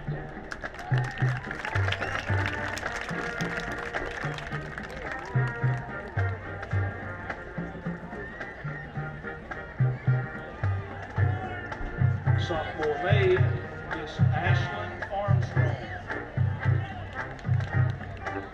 Miss Armstrong is the daughter of Scott Armstrong and Heather Palmer of Caledonia. She is being escorted by her father, Mr. Scott Armstrong. In high school, Miss Armstrong was elected to the homecoming court, as well as selected as most sociable. She was also named a Mississippi Scholar.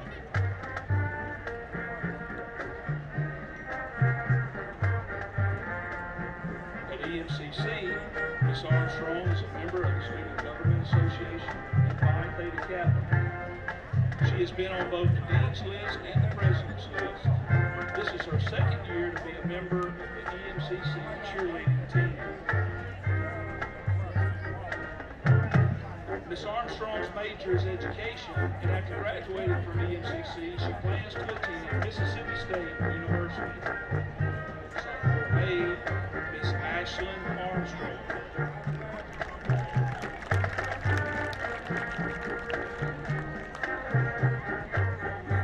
Sophomore maid, Miss Brooke Bradford. Miss Bradford is the daughter of Dr. Larry Bradford and Dina Bradford of Columbus. She is being escorted by her father, Dr. Larry Bradford. During high school, Miss Bradford was an honor roll student and a state finalist in the North Half Swim competition. She was Employee of the Month at Airbus Helicopters and a part-time dance instructor at Dance Divine Ballet Company. At EMCC, Miss Bradford is a member of the Student Government Association. She also is a ballet teacher at Fairview Academy of Fine Arts. Miss Bradford is a business and marketing management technology major, and after graduating from EMCC, Miss Bradford plans to open a Christ-centered ballet studio. Sophomore maid, Miss Brooke Bradford.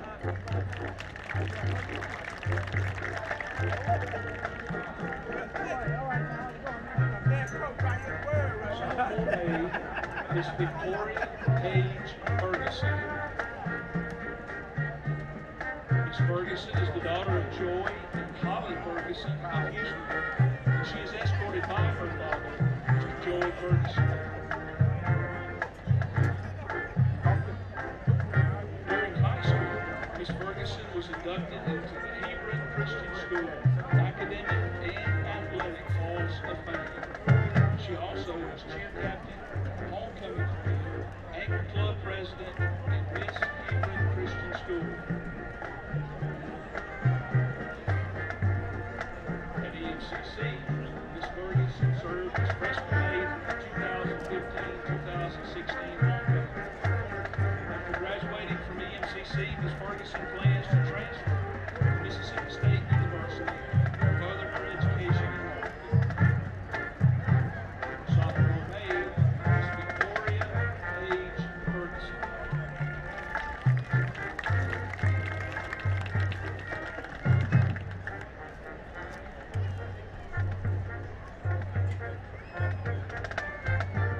Sophomore maid, Miss Hope Alexandria Gladney.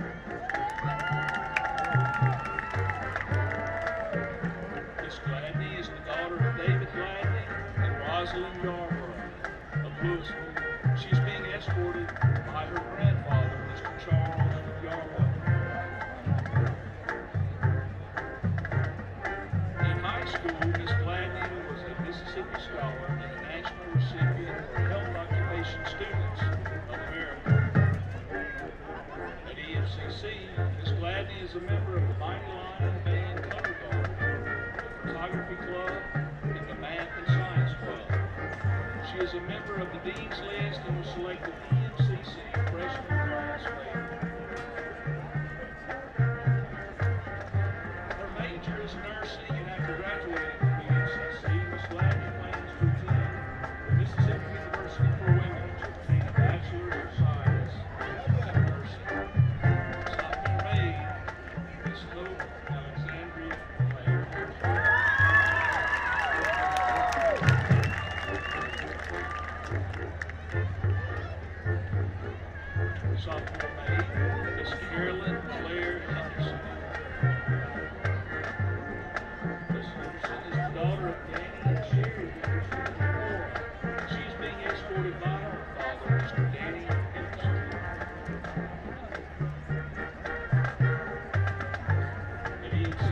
Miss Henderson is an Eastern Bell dancer in the Mighty Lion Band and also a member of the Student Government Association.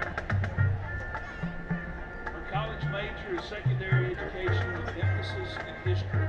And after graduating from EMCC, Miss Henderson plans to complete her secondary education degree at Mississippi State University and pursue her love for dance by trying out the MSU Honors Club. Sophomore maid, Miss Carolyn Claire Henderson.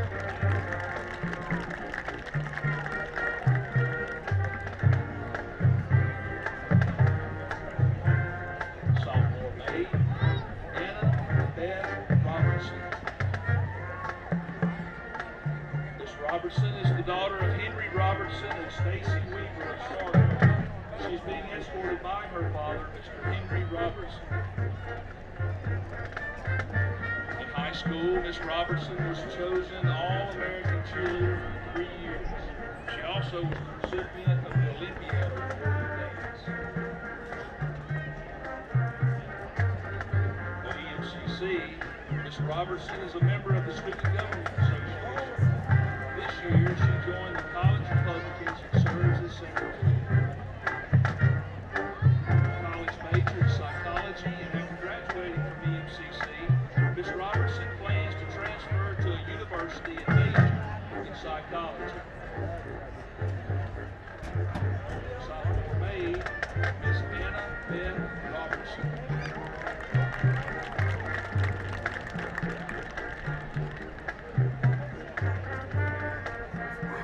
Sophomore maid, Miss Allie Vick.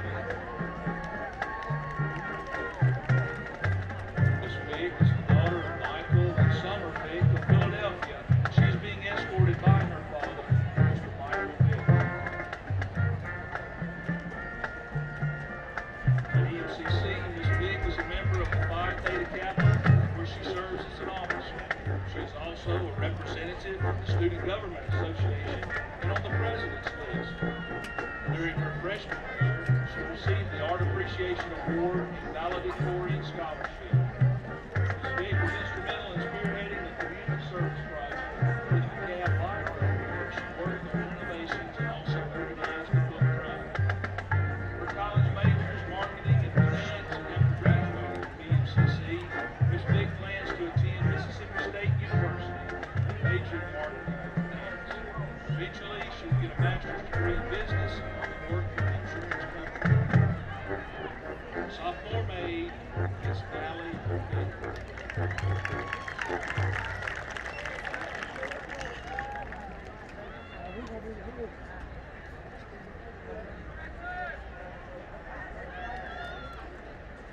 And now, the moment we have all been anticipating, the announcement of this year's homecoming queen.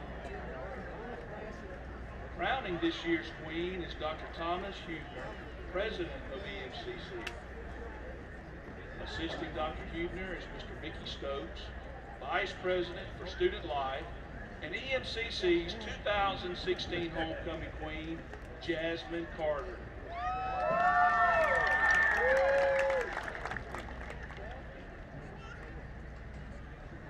Ladies and gentlemen, East Mississippi Community College's 2017 homecoming queen is Miss Hope Alexandria.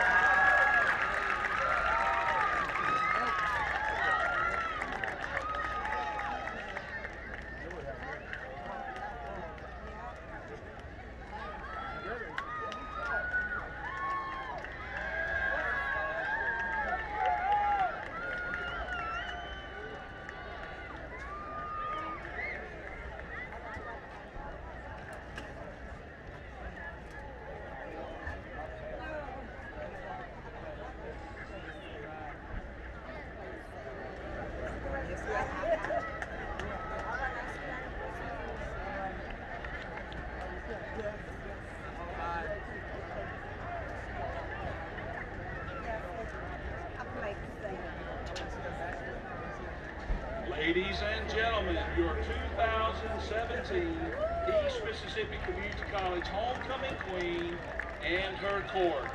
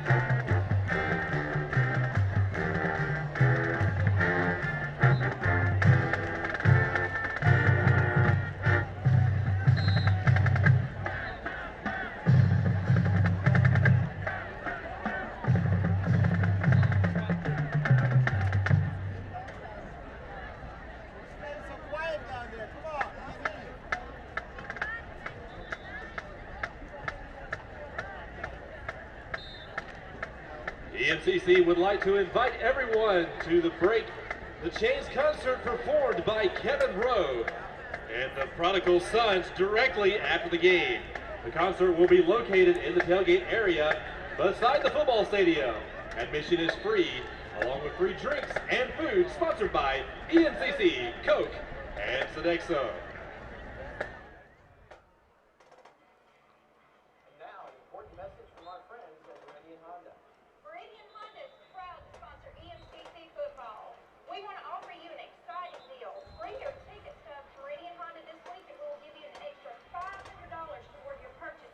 Somebody passed. No, they just stretching them. I thought somebody passed out. Playing dead. Yeah. Coach, I can't go back. My mama here. I need to go home.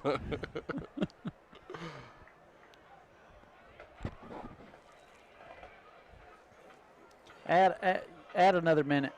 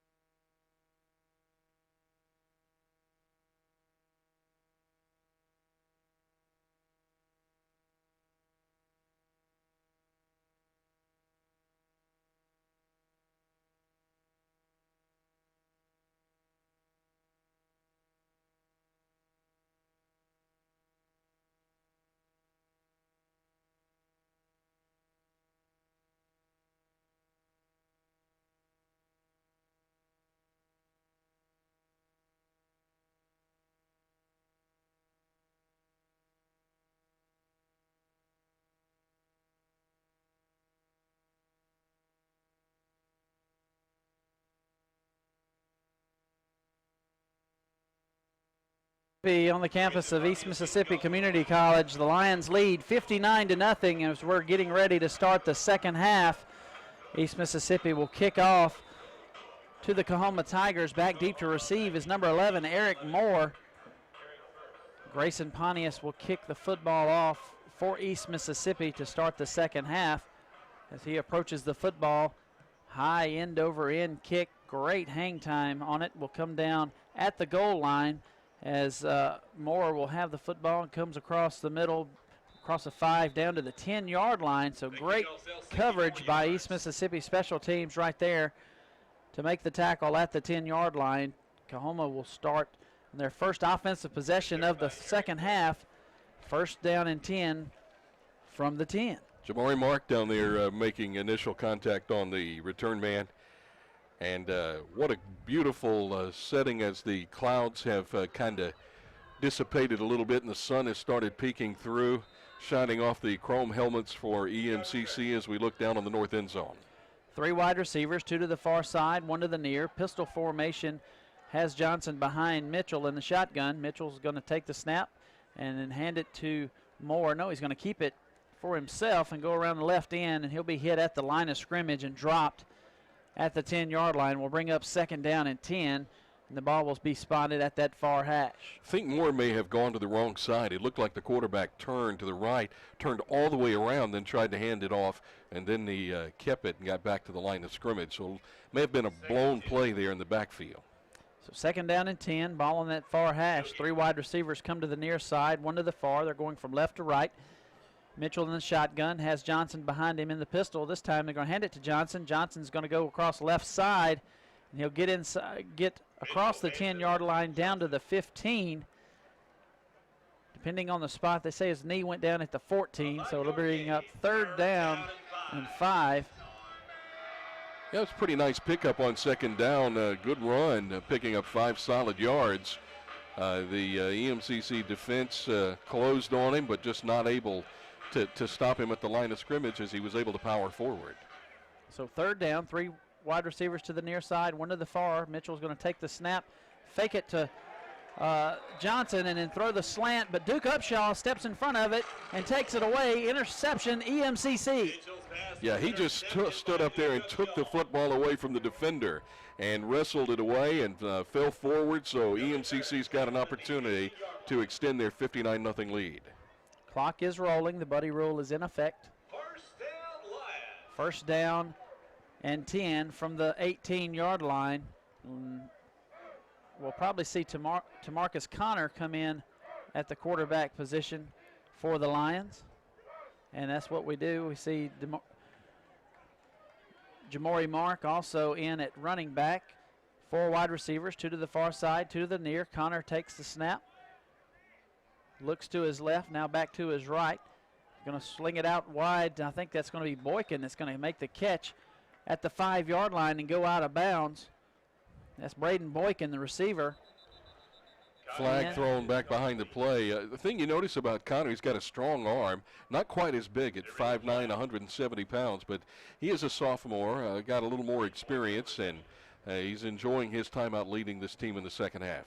Pulls a little double duty as well, as we've called his name a number of times. As he'll line up as the slot receiver from time to time, and penalty flag is a personal foul, I think, against Coahoma, and that'll be a half the distance to the goal, so they'll spot it at the 2-yard line, or 3-yard line it is.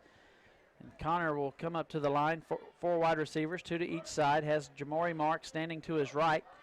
Shotgun formation, takes a snap, rolling to his right is Connor. He's going to stop and be hit at the 5-yard line, where he'll be tackled as they try the quarterback keeper.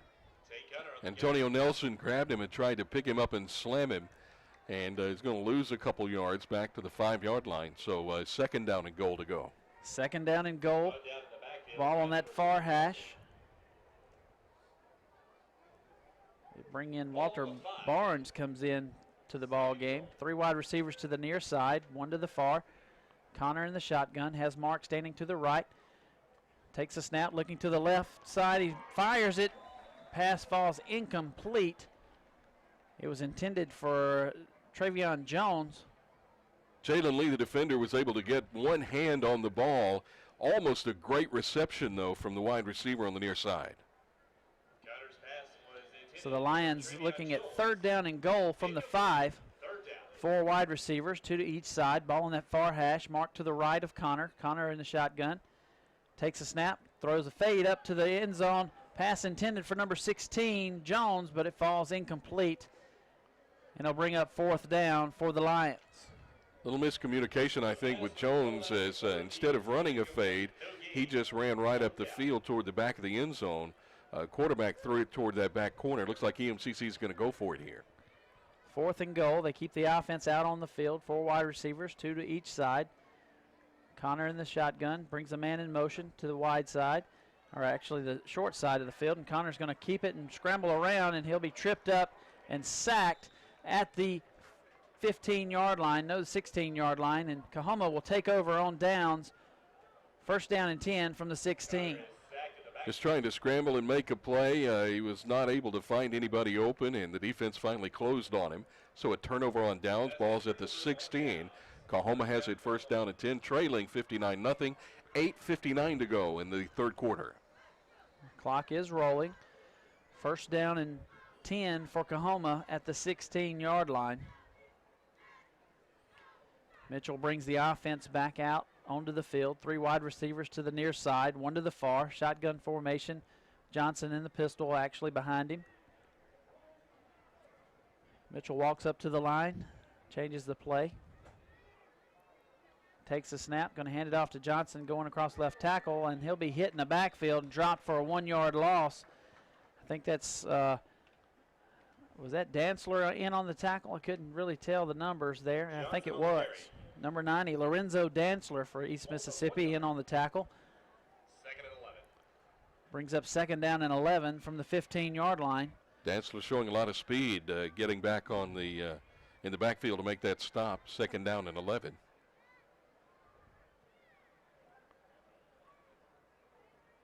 Three wide receivers go to the far side, 1 to the near. Mitchell in the shotgun.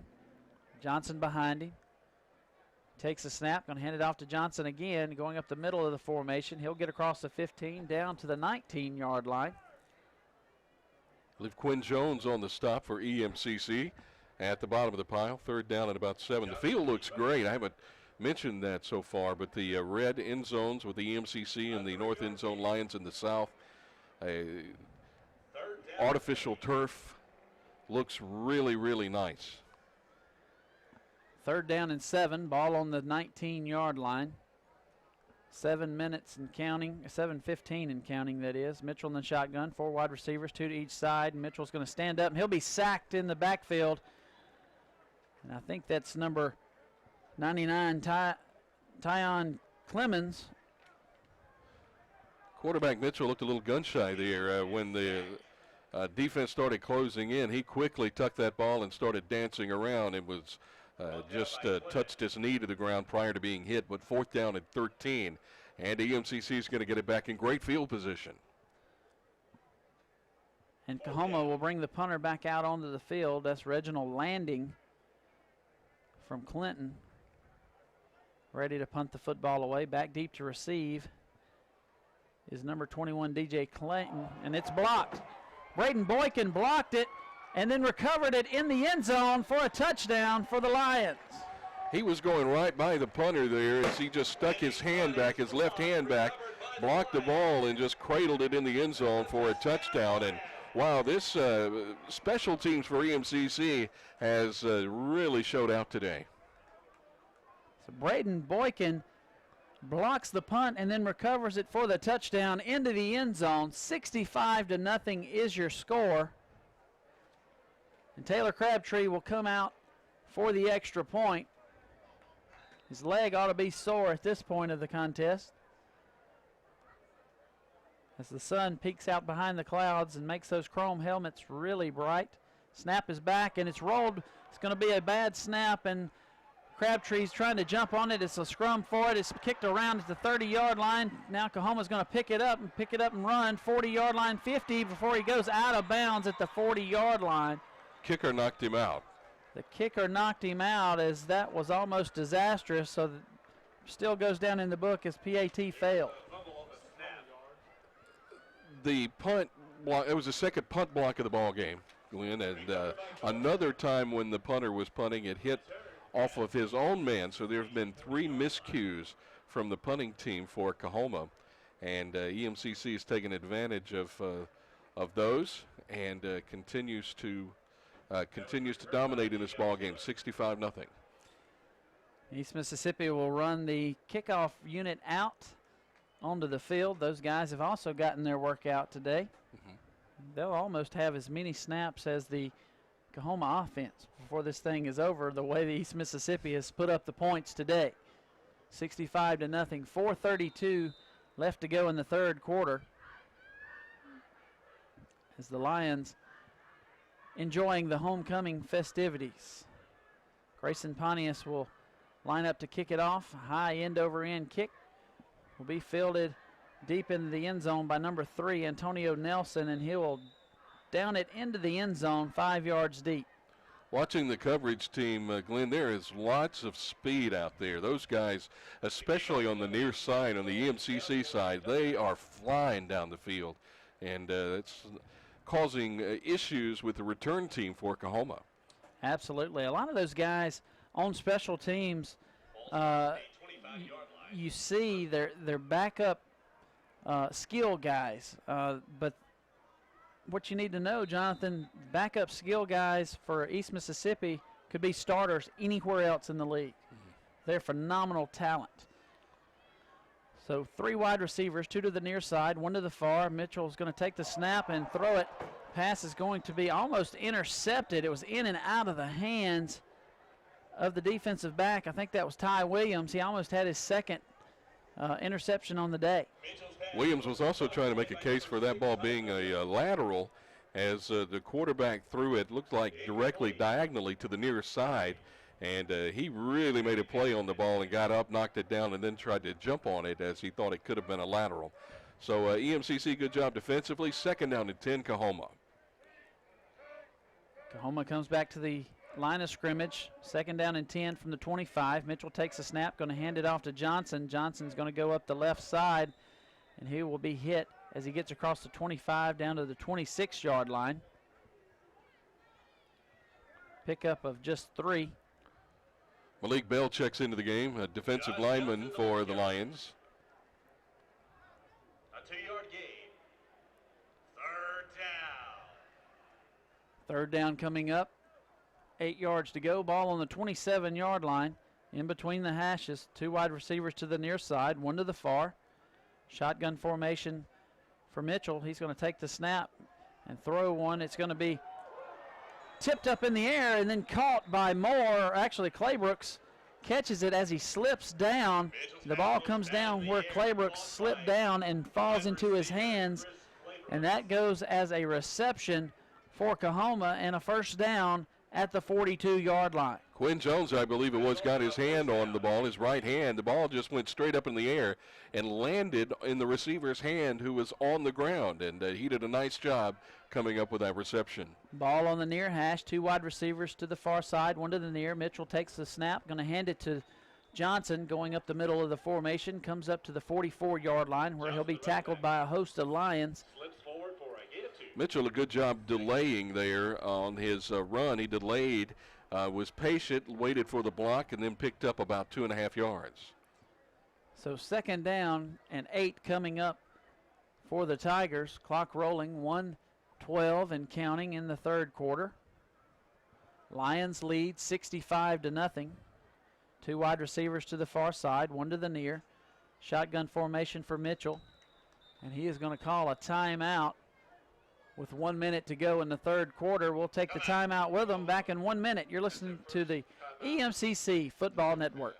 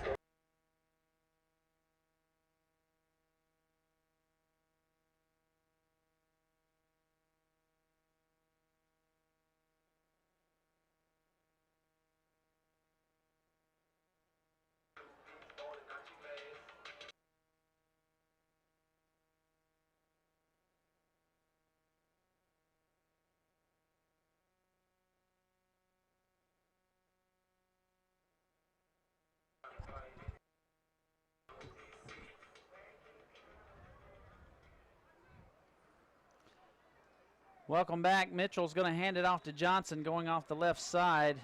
He'll be hit after a 2-yard gain. Will bring up 4th down for the Tigers at the 46-yard line. 33 seconds remaining here in the 3rd quarter. 3rd down and about 7 yards to go for Coahoma. So 3rd down, I got my downs mixed up. 3 wide receivers to the far side, 1 to the near. Mitchell will be in the shotgun, has Johnson standing to his left. Ball on the 46-yard line. Now Johnson switches over to the near side, his right. Mitchell takes a snap, looking Whoa. to the left side. It's going to be tipped up and intercepted by number 11. That's Jacob Anderson. He's going 20, 15, 10, 5, touchdown, EMCC. Jacob Anderson with the interception, pick 6, adds another 6 points to the board, 71-0 at the end of the third quarter, pending the extra point. He had just dropped back in his zone coverage area. The ball was tipped at the line of scrimmage and came out a little wobbly. He made a beautiful reception for the interception and then turned it around and took it into the end zone. Great job, EMCC defense.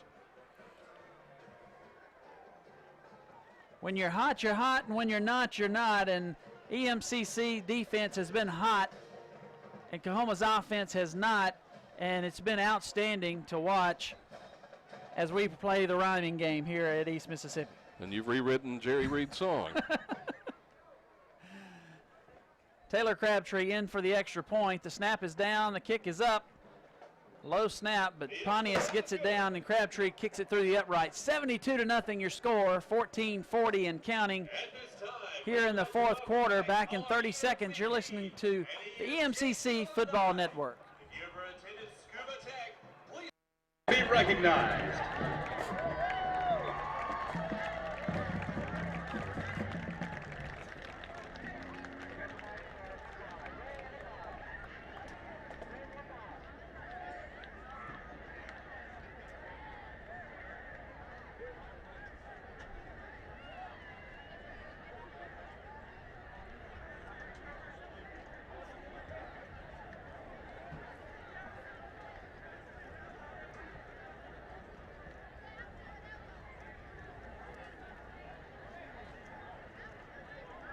Welcome back to Scuba, Mississippi. The Lions just added another 7 points to the scoreboard. 72-0 is your score. 13:45 to go in the ball game. Grayson Pontius in to kick off for the Lions. Back deep to receive. Number 13, Jalen Pounds this time. Actually, that's going to be number 3, Antonio Nelson. High end over end kick. Be fielded at the 12-yard line as he makes a man miss, now running back towards the middle of the field, and he will run laterally and be tackled at the 13-yard line. Yeah, nice job on the return, just trying to make something happen. I thought he was going to be able to get around the corner, but EMCC finally able to grab him and drop him. That was Cecil Cherry on the return, number 5 for Coahoma, and he was able to well, he stopped just prior to the 15-yard line, so it looks like about the 13. So it'll be first down and 10 for the Tigers. Tigers will take over first down and 10 from the 13-yard line. They come out, 2 wide receivers, 1 to each side. I backfield this time. Mitchell will go under center. They're going to hand it off to Johnson, going off left tackle. It bends it back towards the middle, and he will get across the 15 down to about the 16-yard line. Tough yards right there, but gain of 3. Yeah, everything up the middle has been really tough for Coahoma. You try to run the ball, try to establish something positive, and that's what they're doing here. They're going to stay in that I formation with the tight end, 2 wide receivers, 1 to each side. Mitchell under center is going to hand it off to Johnson, going across right tackle. He'll be hit and dropped at about the 19-yard line. Third down coming up for Coahoma. It'll be 3rd and 4. Johnson, the ball carrier. Spot of that football is right at the 20. The gain to the 20-yard line. Clock rolling, 11:40 and counting in the contest. Lions lead 72-0. 2 wide receivers, 1 to each side. I backfield, Mitchell under center, takes a snap, going to hand it off to Johnson, going across right end. This time gets across the 20 down to the 25, and that'll move the chains and keep Coahoma's offense out on the field. Looked like he was angling right off that right tackle and then was able to just bust it outside, pick up first down yardage after that 5-yard carry. So that's one of the bigger plays here in the second half for Coahoma. First down and 10 for the Tigers. Ball on the 25-yard line, far hash. They're going to stay in that I backfield. Two wide receivers, one to the near side, one to the far. Mitchell will go under center. Takes a snap, going to hand it off to Johnson, going across the left side this time. He'll be met at the line of scrimmage and fall forward down to the 21. Actually, 26, I'm sorry. EMCC pitching a shutout thus far in the ball game. It's been a game where the defense has really played well. Lots of substitutions coming in. So some younger guys getting an opportunity out on the field. So with a second down and 9, we'll see which one of those guys would like to step up and make a play. Two wide receivers, one to each side. I formation, Mitchell under center. Tight end to the far side. Going to hand it off to Johnson. Actually, I think that's number 1, Foster, maybe, that got back there. Hard to tell. Now 21 is the number. That's Hall. We hadn't seen him today. This will be his first carry of the day, but he'll pick up 2 yards. It'll bring up 3rd down and 7. Ball is on the 28-yard line. What a good job by the defensive end on the near side, able to crash in there and make the stop from behind. It's 3rd down and 7, as you mentioned, so 3rd and long for Coahoma. I backfield. Mitchell takes a snap, hands it off to Hall, going across the right side. Gets back maybe to the 29-yard line, just shy of the 30. 4th down coming up for the Tigers, and they'll have to bring that punting unit back out onto the field. There will be under 9 minutes to go, and when this ball is snapped, EMCC leading big, 72-0. The offense has scored, the defense has scored, the special teams has scored. Everybody has gotten into the ball game. It's just been an outstanding homecoming for East Mississippi in a lot of ways. Coming home after a road loss against Northwest. Timeout taken by Coahoma. They waited to the play clock reached 1, and they took the timeout. We'll keep it here. 72-0 is your score, Jonathan. Next week, the Lions go on the road to Hines Community College. Hines, I'm not sure if they played today or if they played Thursday night. But anyway, they're undefeated on the season. And the Lions can't wait to get there because they have an opportunity to climb back into, I believe, the top 5 in the country, as Hines ranked number 4. Shows that they're playing Jones County today.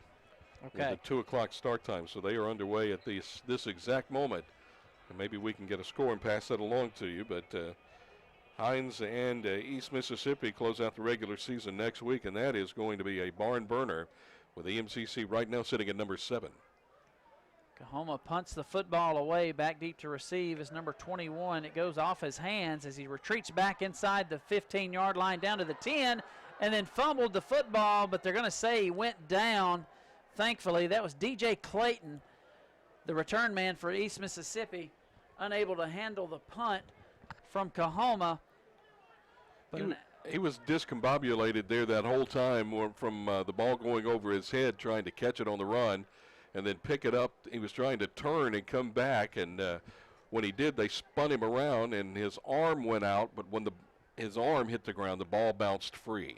A lot of Saturday games today. Northeast Mississippi Community College is traveling to Holmes. Holmes leading 21-20 in the second quarter.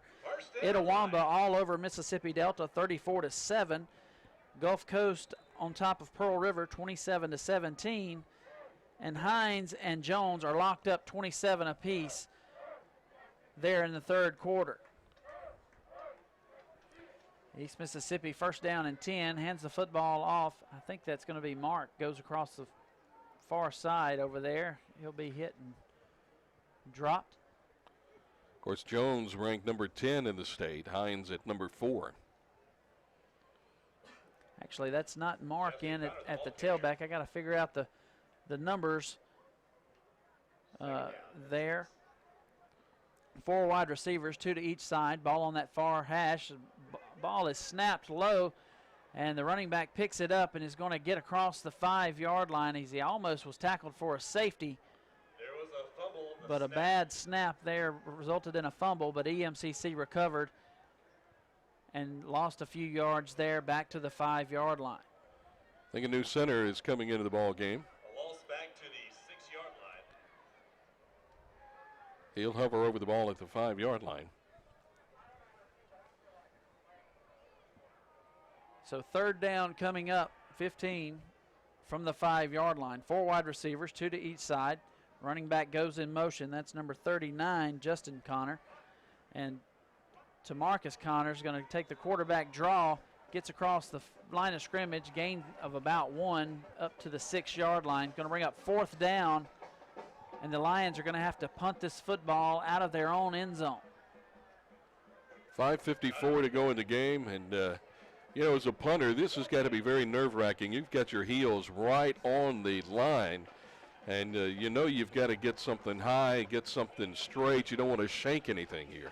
Absolutely. The only thing that makes it worse is if there's a big wall of sound of about 100,000 people, which I experienced at Texas A&M one time. Pontius will punt the football away. It's going to be a wobbly punt off the side of the foot. It's going to take a bounce at the 40-yard line out of bounds.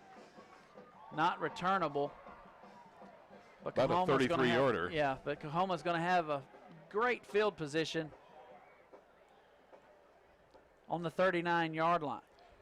Pontius's defense, he hasn't punted the ball very much here lately, so a little stiff.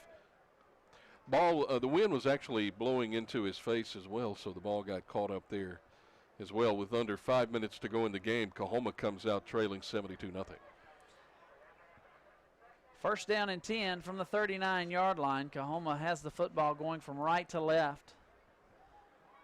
And they'll get into the huddle, take advantage of a running clock. 4:35 to go in the contest. 72-0 your score. East Mississippi walking away with it. One wide receiver goes to the far side. I formation. Going to hand it off to Johnson going up the middle. He'll be hit and dropped after a gain of 3. He gets to about the 36-yard line. Good job from Quinn Jones coming around from that left side, diving back in to make the stop. Second down 8, only a couple yards pickup as Coahoma is just trying to run as much clock as they can. Under 4 minutes to go in the game now. Johnson lost his helmet, so Hall will come in to relieve him. I formation. Mitchell's going to hand it off to Hall. Hall will be hit at the line of scrimmage, but sneaks away, gets across the 35-yard line down to the 32 on the carry. Third down. And 3 coming up. He just kept those legs driving, pushing defenders back. Ball's at the 32, so a third down and about 3 yards to go. One wide receiver goes to the far side. I backfield, 2 tight ends. Mitchell under center is going to hand it off to Hall. Hall bobbled the football, but gained control, gets across the 30 down to the 29, and that will be probably enough for the first down. And that will move the chains. 3:03 and counting in the ball game. Coahoma has the football going from right to left. Parking lot across the way behind the visiting stands has really thinned out over the last 10 or 15 minutes. I backfield again. Mitchell takes the snap, going to hand it off to, that's Johnson back into the ball game. He bends it back. Penalty flag comes rolling in. That may be a face mask as he gets across the 25 down to the 21-yard line.